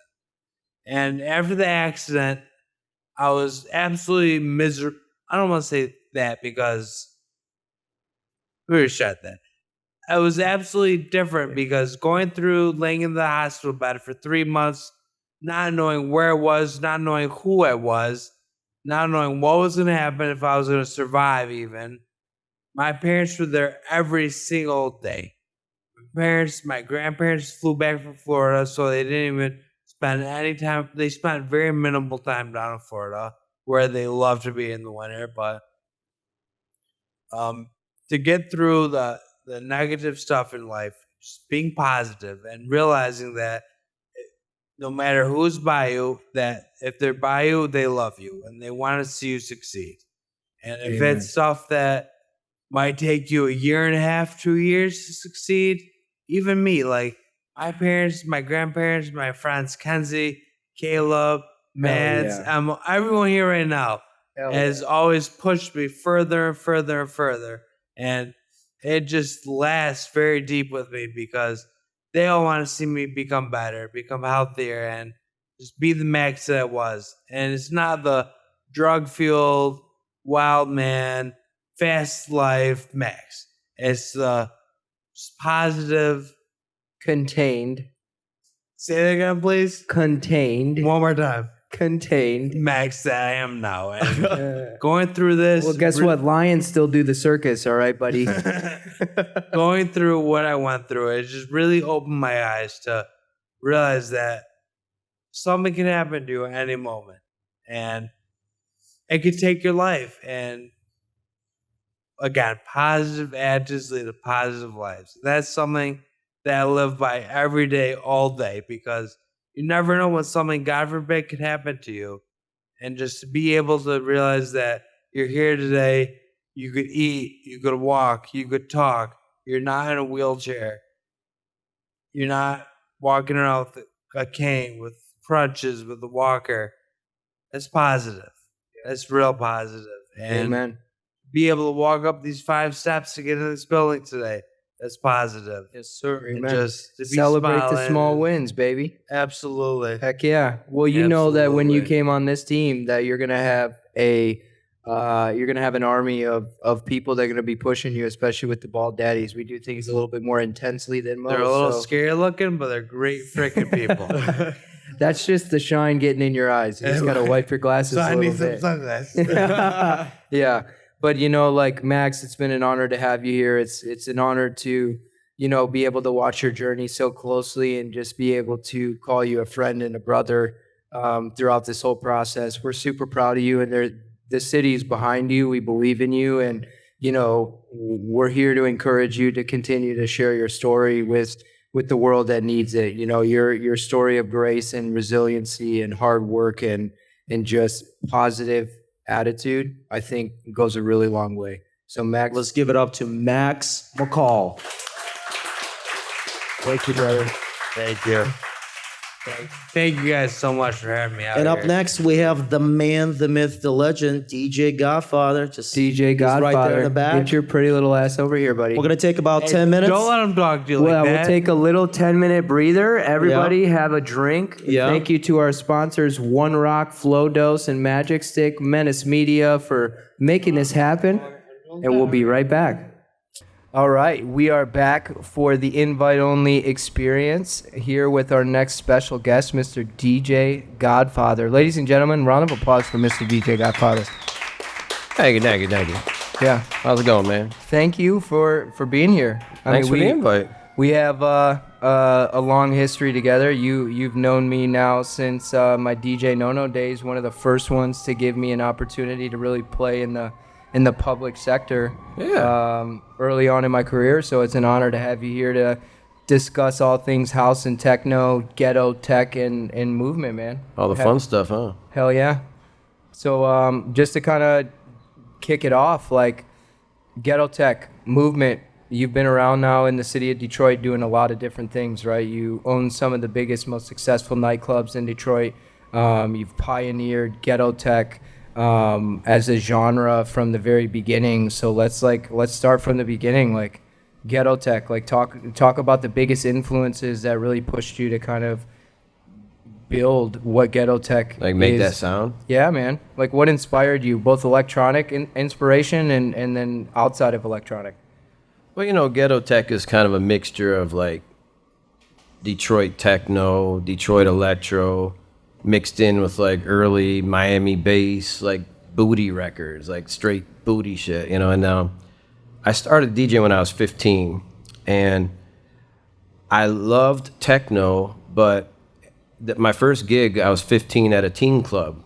So I was like DJing in a club since I was 15. And so there, I'm DJing for, you know, age 12 to 17-year-olds. Yeah. And none of them knew anything about like techno music. Now, what were you DJing on? Were you spinning vinyl at the time? Yeah, it was all vinyl. Yeah. Wow. And so to get people to like techno, I couldn't play 3-4 techno records in a row. So what I had to do was play a techno record, then mix in. Are we allowed to swear? You do whatever the Mix fuck in you want. like dog. We Want Some Pussy by 2 Live Crew. You know, Yes, no, sir. seriously. Hell Yeah. yeah, dog. Then go to Kraftwerk, then mix in another booty record, then play another techno record. So I would sandwich these records, and that's how it never skipped a beat to such a young crowd.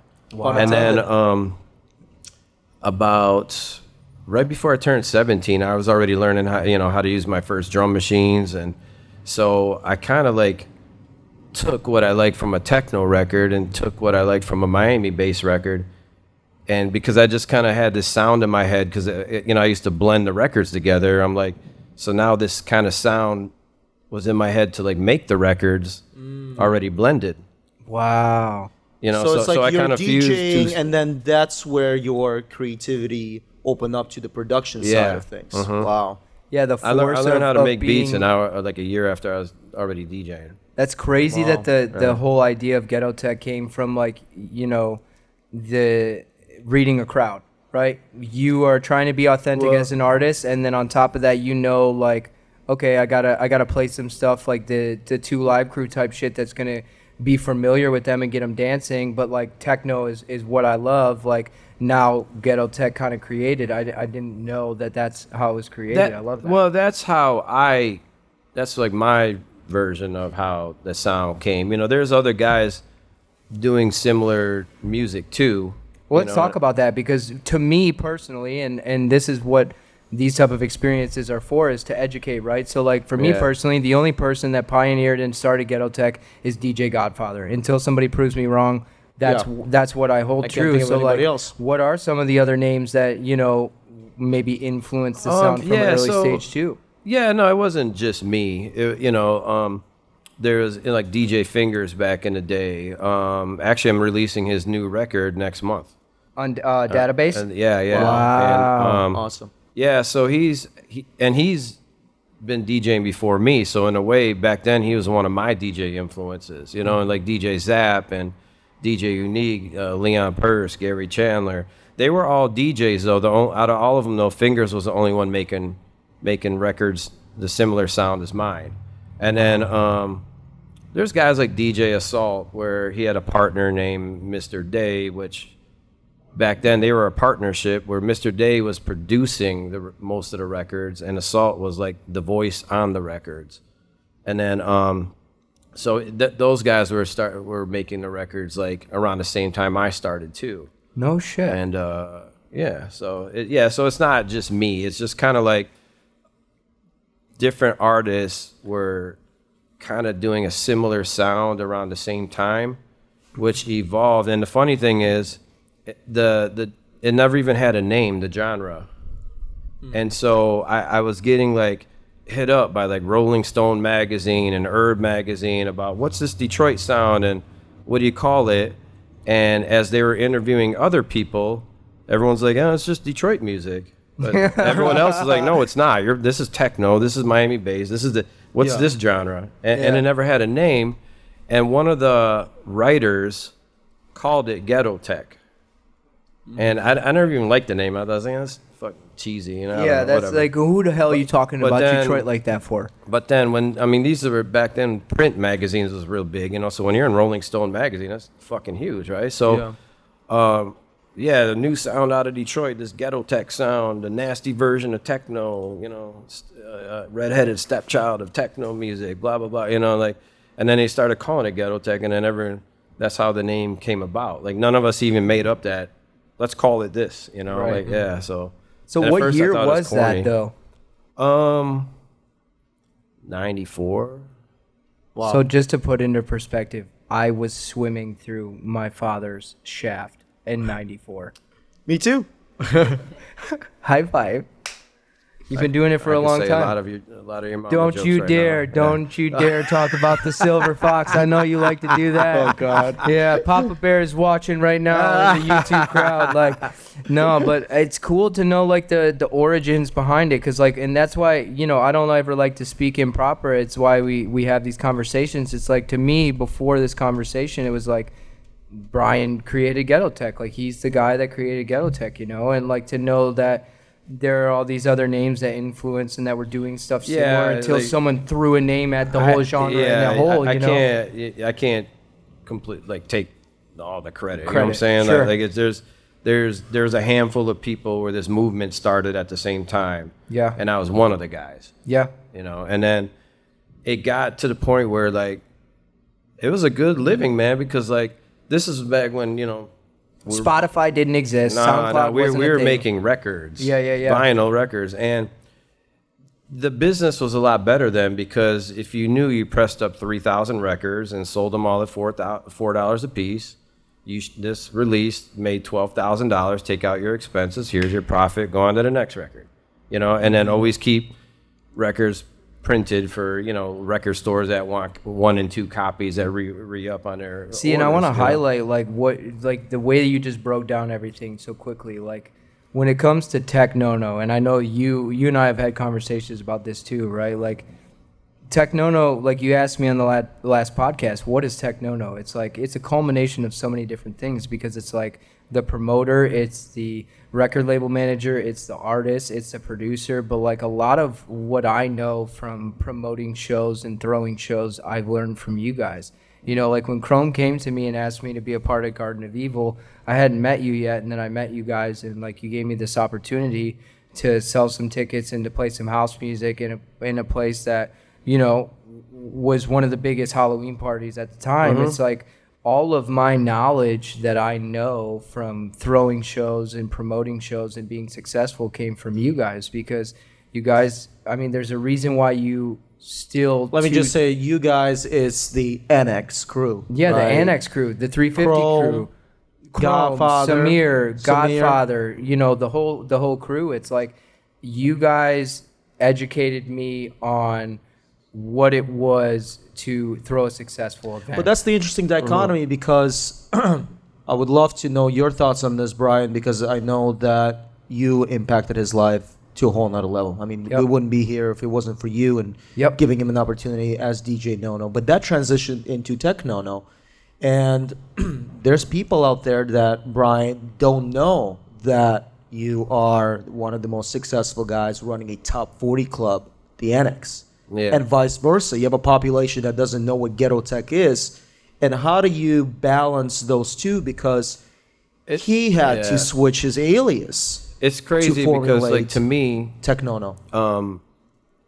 my heart and passion is ghetto-tech music. yeah. And the crazy thing is, I can't even play my own records at my club on a Saturday night. Any of the 14 clubs that you own, I feel like, right? No, but you know, like, I've been very good at like taking something and homing in on it, and not trying to mix this with it. It's not going to work. It's two different kind of crowds, two different scenes, two different things. Yep. But I'm one of those guys where I would rather take something and maximize it as much as possible. So if my music and everything right now, like before I made like a great living at it, and I still do, but all the nightclub stuff, that's more my day job now. And now it put me in a good place, because now musically, I you know, and the things that I want to do, it's all comes from passion, where I still get paid from it, but it's I don't have to worry about it. So now I feel like I'm in a good spot because it's like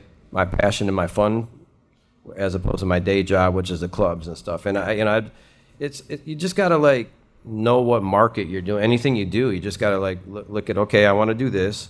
These are the people that's going to enjoy this. We have to market to this crowd. Yep. You know, Well, it's about knowing who you are as an artist and who your audience is and how to funnel everything that you're doing as an artist to that specific audience. Right? Annex was the 5th highest liquor sales in the state of Michigan last year. Wow. Yeah. That's fucking Annex grew. Yeah. The only people that beat us were the arenas. That was it. Like, right. Yeah, And and so like, and the only reason that people are drinking at the arena when the Pistons are playing is because the Pistons aren't very good. And I love the Pistons. And God bless them. But like, you know. The liquor sales go up as they lose. Yeah, you know? exactly. but like you know, to me it's like two different worlds, you know, and it's. But was it ever like this? So your success came from your OG underground days that went into the top 40, and you just maintained that brand. So what I did was like, I went from DJ to then helping the promoter, or then to throwing my own parties, then to like, it got to the point where I got sick and tired of telling club managers or club owners, hey, you got to do this, this, and this. Hey, by the way, if I'm getting a liquor percentage and I'm watching your bartenders pass out all these free drinks, that's fucking me. So you need to fix that. And then they wouldn't fix it. So I'm like, it's so funny because that's what he does, and now I can exactly see. But it's business, right? So that's awesome. So then I got sick of all that. So I'm like, that finally an opportunity came for our first venue, which is 350 Terrace, the rooftop of the music hall. I did not know 350 was your first venue. Yeah. Wow. Well, actually, no. I had a venue in Canada first, but the week it opened, I did a mix. Throwing it out there. I did this mix that Virgin Records released, and then I was on a 2-month tour. So I wasn't even at the grand opening of my club because I was in Japan on this tour for Virgin. I'm like, typical Godfather. I couldn't do both. So I'm like, club's opening, but I'm in Japan doing something real quick. Yeah, so it was hard at that time. Samir. Yeah, your agent's looking at us right now like, yep, I get it. I know. Let me clean my glasses, right? I love that. So it was kind of hard to navigate. So then I got rid of the landlord. Actually bought the club from me, and then I just went back to music for a while. But then, with 350, you know, we opened that, and then I just got sick of like trying to get permission from people from things I wanted to do or things that I knew out of experience and out of years of trial and error what works. You know, that's the thing, is I've been around so long that I've been there's a lot of shit I failed at, but I don't view them as failures. I view it as, hey, now I know, never do this again. Yep. So I look at it as a success in a way, you know. So, and then now all of those failures, like I know all the things not to do, and now, you know, we've been doing nothing. Well, and but it's winning. funny how it translates into no nonsense promotions and some of the shows that we do, because it's like an artist will come to me or somebody will come to me and be like, I have all these ideas, and like being the person that it's like, okay, well, let's see it happen. Let's give him the opportunity, as my first boss in my whole life ever like always says, peel your own potato, go ahead. And then it's like we still fall back into like the molded, this is what fucking works, and my molded, this is what fucking works when it comes to shows or events comes from what I've learned from you. I thrive off of ideas when it comes to making records or even trying new DJ battle routines, or even doing an event at one of our venues. I thrive off all that, but I'll have 100 ideas and one might be executed properly. Yep. And so like, I get hit up with ideas all the time, whether it's an event or a record or something, and then I'm like, okay, having a vision is great, but actually turning it into reality, that's a whole nother thing. Ish is big on that. He loves like you got to see it shutting people down. It's like, okay, we're talking about ideas. We've been talking about them for the last 2 months. Like, what are we going to do about it? Yeah, eventually got to take action. But I think it's and I think this is for a lot of people that want certain artists to come into our market. There is, we always look at, does this make sense in our market? Yeah.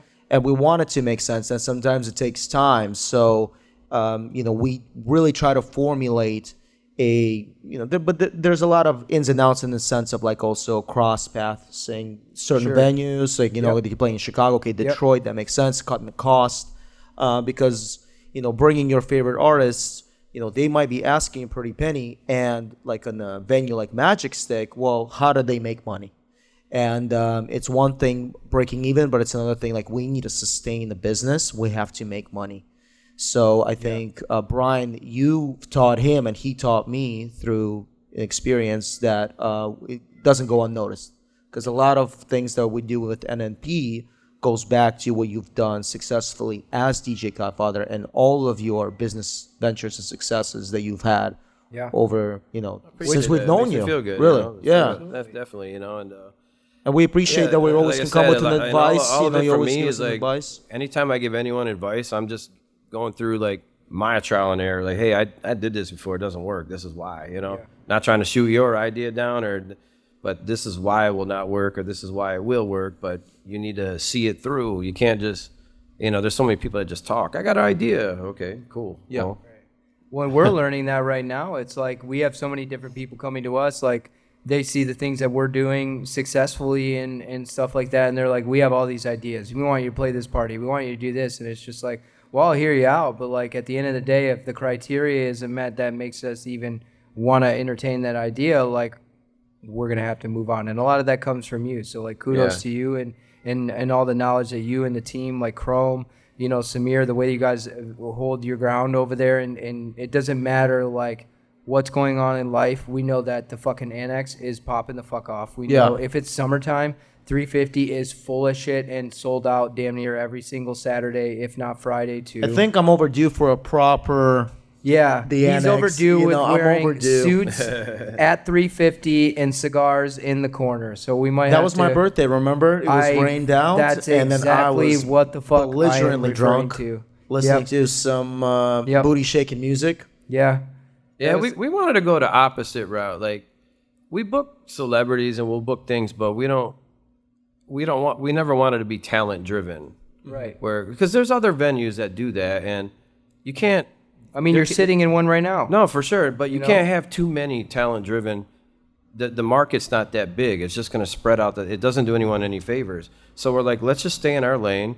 And instead of being talent driven, let's be experience driven. See, so when you go there, I don't want to let that go because that's such an important part that we can highlight and really break down right now is like in a time where so many people have so many ideas, right? So many people are trying to create a promotional company and bring the next biggest artist here and do all these things. And it's like what people don't understand is there is a certain point in the foundation of things where too much is going to have a negative impact on everything. And I think that's why I've always 100%. respected what you guys do at Annex 350 and all these venues, which you guys have really diversified in the last 2 years since like I kind of not broke away, but just started to do techno more. Is like you guys have brought people like DJ Pauly D. You guys have brought, Summer Rae, all these different names and stuff like that that are more commercially driven and stuff. But like what other fucking venues are doing that? None. yeah, right? But that's just You guys have that's our found your market. niche. You know who you are and what you want to do, and and the- you guys capitalize on And it. the crazy thing is, I like these celebrity DJs. They're fucking horrible. They suck. I'm being honest. They like, No, we know that. It's funny. It's funny. yeah. There was one female DJ. I was standing in the DJ booth, and I'm like, the track she was playing was 90 minutes long. No. So she's just up there looking pretty, and I'm like, we paid 15 G's for this. Yeah, That's crazy. Luckily, we, the night did good and made money, but I don't see, and I come from, I don't know, I sound like, I feel like a bitter old man now because I come You're from this. allowed to. No, I come from like before I was even DJing in a club, I started out as a battle DJ, a 3-minute routine. That was it. That's what I wanted to be. Before I even knew how to blend records together, I could cut and do tricks and stuff.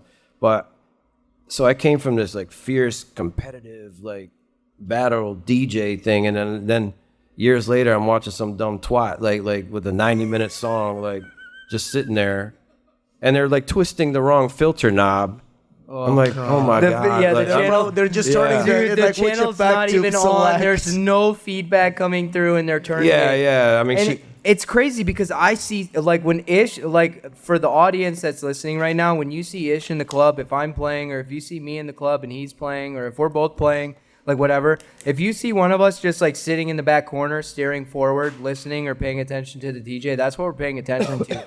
Because Yeah. I have watched shows happen where, like, DJs are turning knobs that aren't doing fuck all. And I'm like, no, but wow. But the How do you crazy keep thing your is like cool, though? our How do you keep our your cool? audience, our audience, like once again, it goes back to me.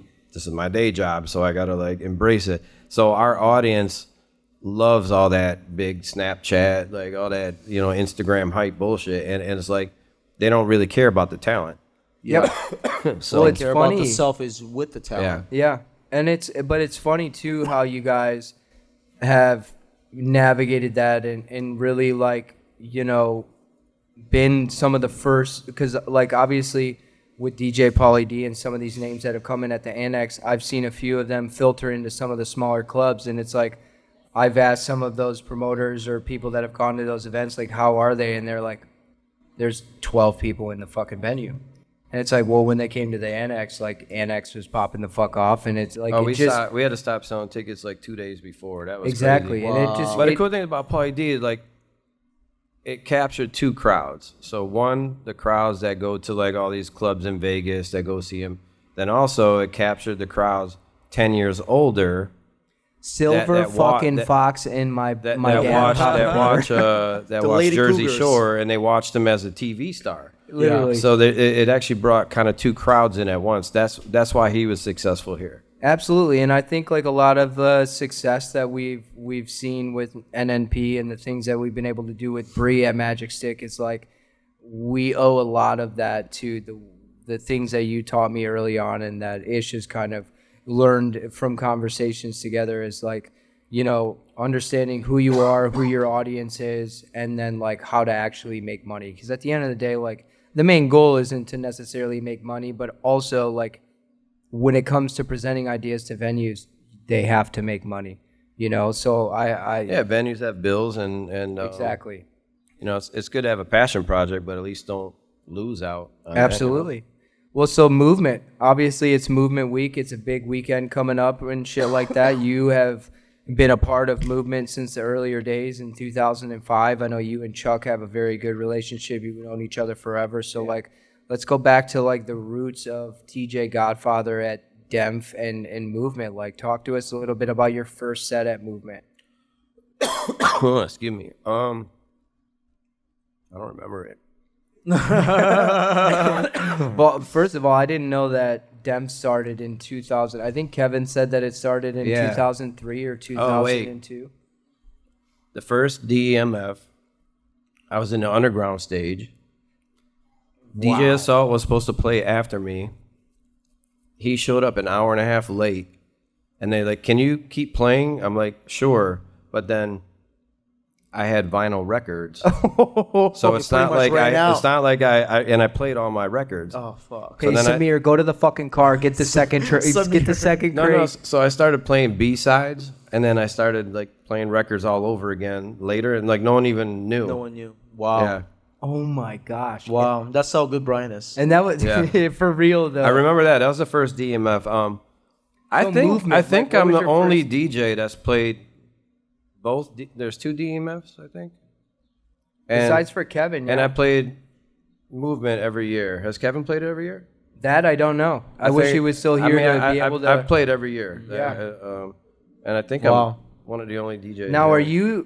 have you spun vinyl every single year? Or has there been a year when you've done something that's like unparalleled to anything you've ever done before? in a festival or At just movement specifically. No, I was always vinyl, but now I'm on Serato, which is I'm still. You're using blank vinyl, controllers, yeah, but, exactly. It still looks like vinyl to everybody Yeah. else, but like, has there ever been a set where you did something a little bit different than, because with Kevin, he has all these different aliases. He has Inner City, he has Eat Dancer, he's got Kevin. Oh no! Has no, there ever no, been just anything under me, but like every year is always a shit ton of new records that I made. Yep. So. So this year, like leading into your set at Movement, what do the people have to expect? Obviously, love Detroit. You're gonna rinse that bad boy. But like, Oh, yeah, I what? got to. That's it, with that Yeah. title. Which, for those of you that don't know, Love Detroit is an EP that Godfather released, and we were privileged enough to be a part of it. You know, we got an invite-only remix on there, and then a techno terrace dub, which I purposely made that terrace dub to honor the homage from 350 Terrace days, from the DJ No days, because it was such a pivotal point for me personally as an artist. You know, I had to do that. But we got people like DJ 3000 on there. We have, you know, Rolando. Ghetto Blaster. You know, so many huge names. Like, what do the people have to expect? Because you're playing at, I think, either 8:30 or 9 p.m. on Sunday, right? 9 on Sunday. Yep. 9. What are the people? dirty hour. The dirty hour. Exactly. Waterfront? What's that? Is it Waterfront? No, they moved me this year. The Detroit stage. Detroit Stage. Okay. Yeah. So, Okay. yeah. Chuck told me something like, because he always tries to pair me with like little hip hop or bass or electro, or you know. So he'll save one day at the Waterfront stage for that, and I always wind up on that stage because I'm kind of a good go-to for a segue In between. Yeah, Yes. So, Yes. but he's like, calls me and he's like, hey man, you know, I don't think you're gonna mix with these artists on this stage this year. Do you care if you do Detroit stage? I'm like, I don't care. Like, it doesn't matter to me. You know? Simple. Doesn't matter where you put him, he's gonna fucking tear it the fuck Yeah. up. You know what? Let's From go. a music perspective, like, are there any albums that you have that maybe aren't announced yet, or some different things that you know your fans can expect to hear during your set this year? Yeah, actually, August '88 just gave me some new tracks, and I just told him, I told BJ that, and I was like, yeah, I'm gonna play a couple of these at Movement. Oh shit! Yeah, Oh, so shit. you'll probably hear the first time some new August '88, and I mean that's all I do is tracks. I mean, so I'm sitting on so much stuff, so I always like to play a few tracks that I don't even plan on releasing, and then people just ask me, what's that? I'm like, yeah, it's never coming out. Sorry. So you don't gauge like, okay, the demand for this particular track was so high during Movement, maybe I will release that. Has there ever been a point where you? I will. Yeah. Yeah, for sure. I mean, one thing about Movement is, or any of these, I rarely rehearse my sets. No, absolutely not. Like it's not fun that way. I'll put like a gang of tracks in like a folder, and then just so I don't have to go through folders, you know. But then everything I play, I don't rehearse anything. I just like, you know. But you're also the savage of making like, you know, I feel like every time I look at your socials, you're like, I'm about to drop a 70-track album. 72 you know? track. And then 2 weeks later, I was like, here's a 100-track album just because. You know why I did that? Because you can't keep up. He's like, there's 100 tracks I need to right take here an being Adderall released just next to read his Friday. fucking email. No, you know, that's another thing I wanted to do. I went against the grain. Like during COVID, no one was releasing music.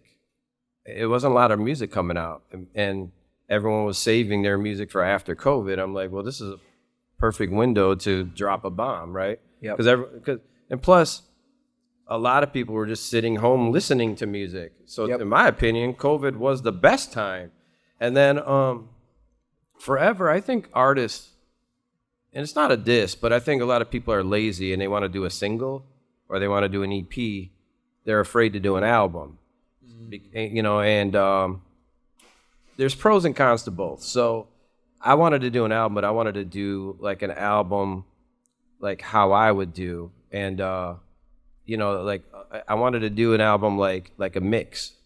So I wanted to take a bunch of tracks and make a mix out of it first. So other DJs couldn't play the song first. I think a lot of So if you want to hear these songs, you got to go to the album because they're mixed. Because I don't have the intros and outros for DJs to mix. I did that on purpose. So I wanted all the attention first to go to the album before. So I was like, you know what, I'm gonna do. And so I took some of my unreleased tracks and I took tracks I was sitting on, and I made some new tracks. And next thing you know, I did a 2-hour mix, and it was 46 tracks. I'm like, all right, this is an album. It was all my tracks. And then I'm like, all right, so what I'm gonna do is drop this album first as a mix. Wow. Have all the attention go on that. So not only is it going to overshadow every other artist putting out a single, You know, because every magazine, like when it got into their hands, they all did big reviews on it because they're like, wow, now finally we have something to write besides one song. Right. You know, and so it gave even the magazine something big to write about, you know? Yeah, 2 hours worth of sound. Yeah, because no one, you writing that down? No, you writing that down? It's all being digitized right here. so no one else was doing that. So I strategically did, you know, whatever you do, I'm going to do something completely different.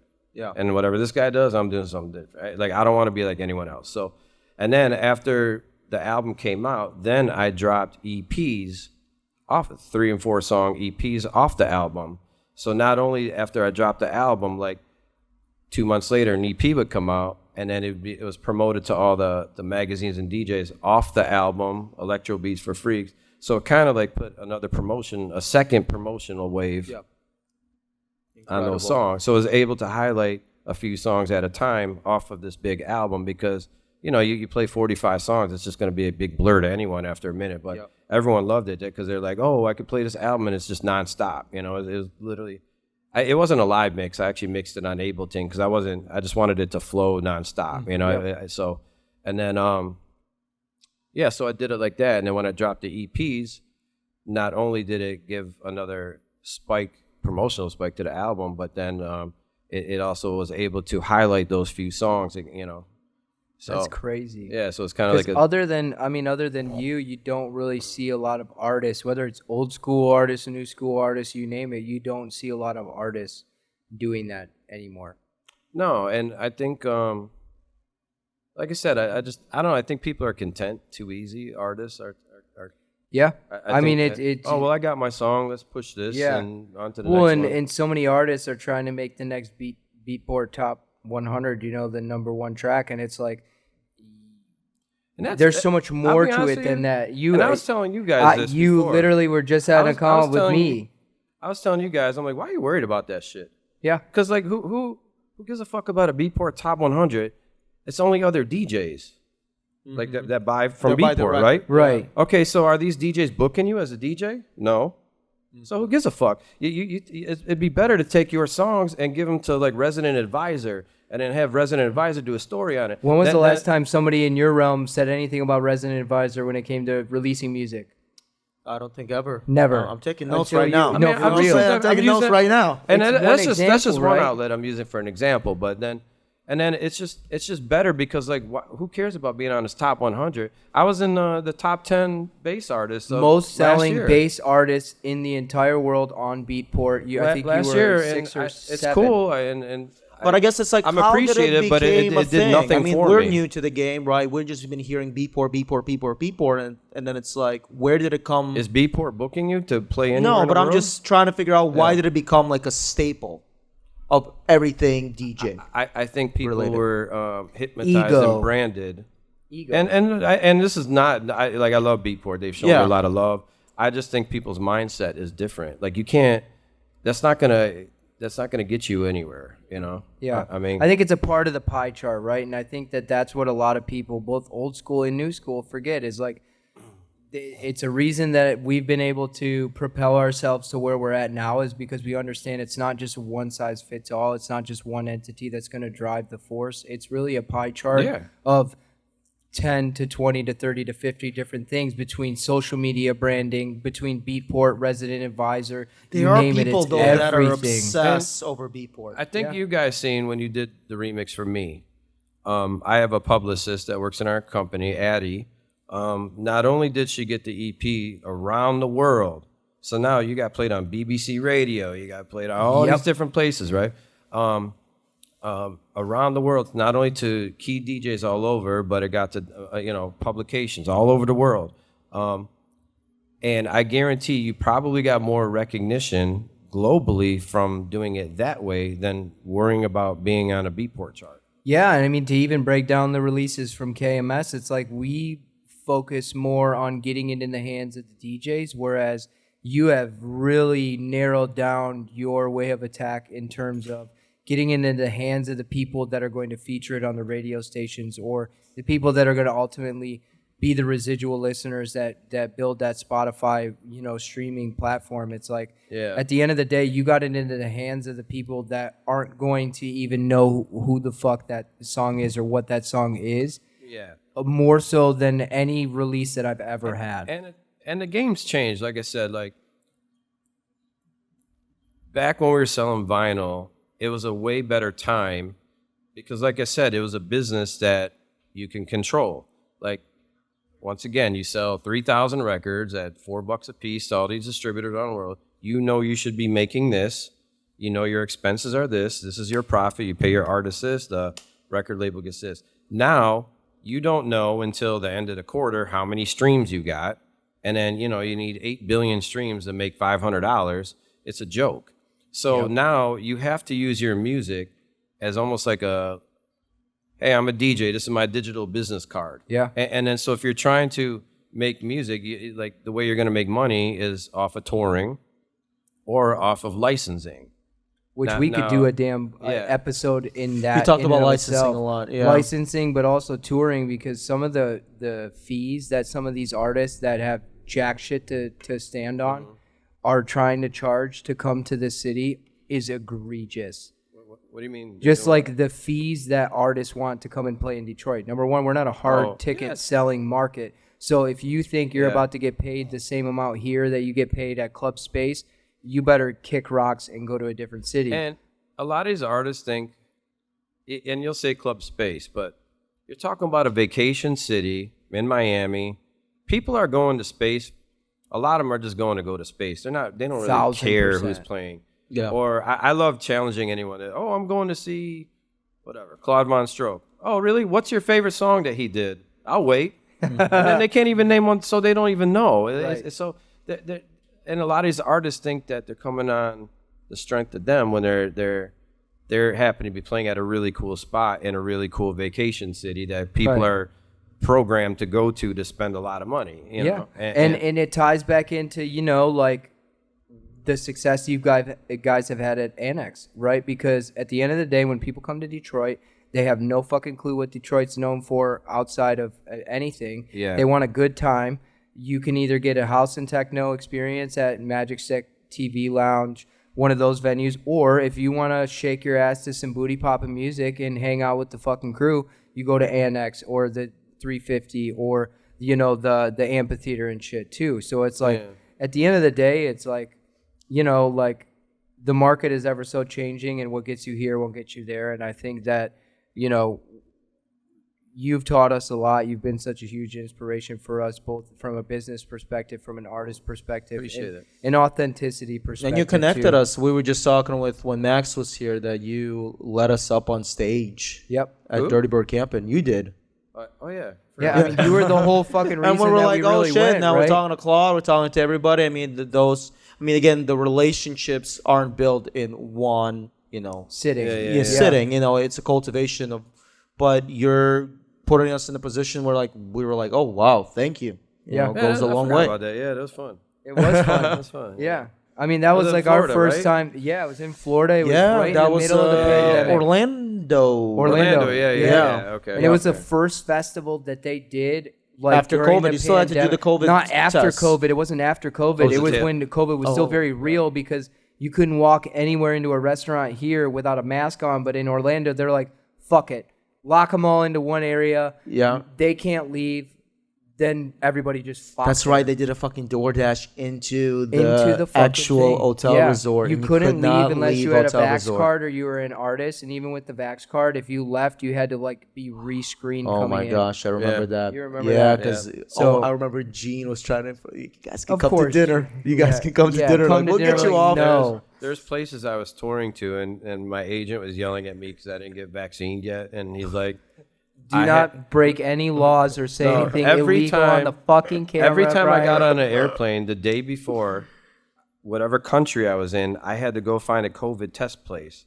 And I'm in some Oh, places boy. like no one speaks English. I'm like, COVID test? And then they're dropping me off. And then when I get there, like, I'm here to take a COVID rapid test. Or that was just to get on a plane. And to they're go like, home. You gotta be spread your cleared. ass. Yeah. I mean, my brain got stabbed like 100 times. This is the type of COVID yeah. we do here. Okay. Yeah, Wrong it's room. crazy. I love it. Well, Brian, it's been an honor to have you on the podcast. Thanks It's for been an having honor me, to man. discuss a lot of this history with you. Being such a pivotal person in my life, but also just like in the city of Detroit. Well, I and- wanted to ask him a question.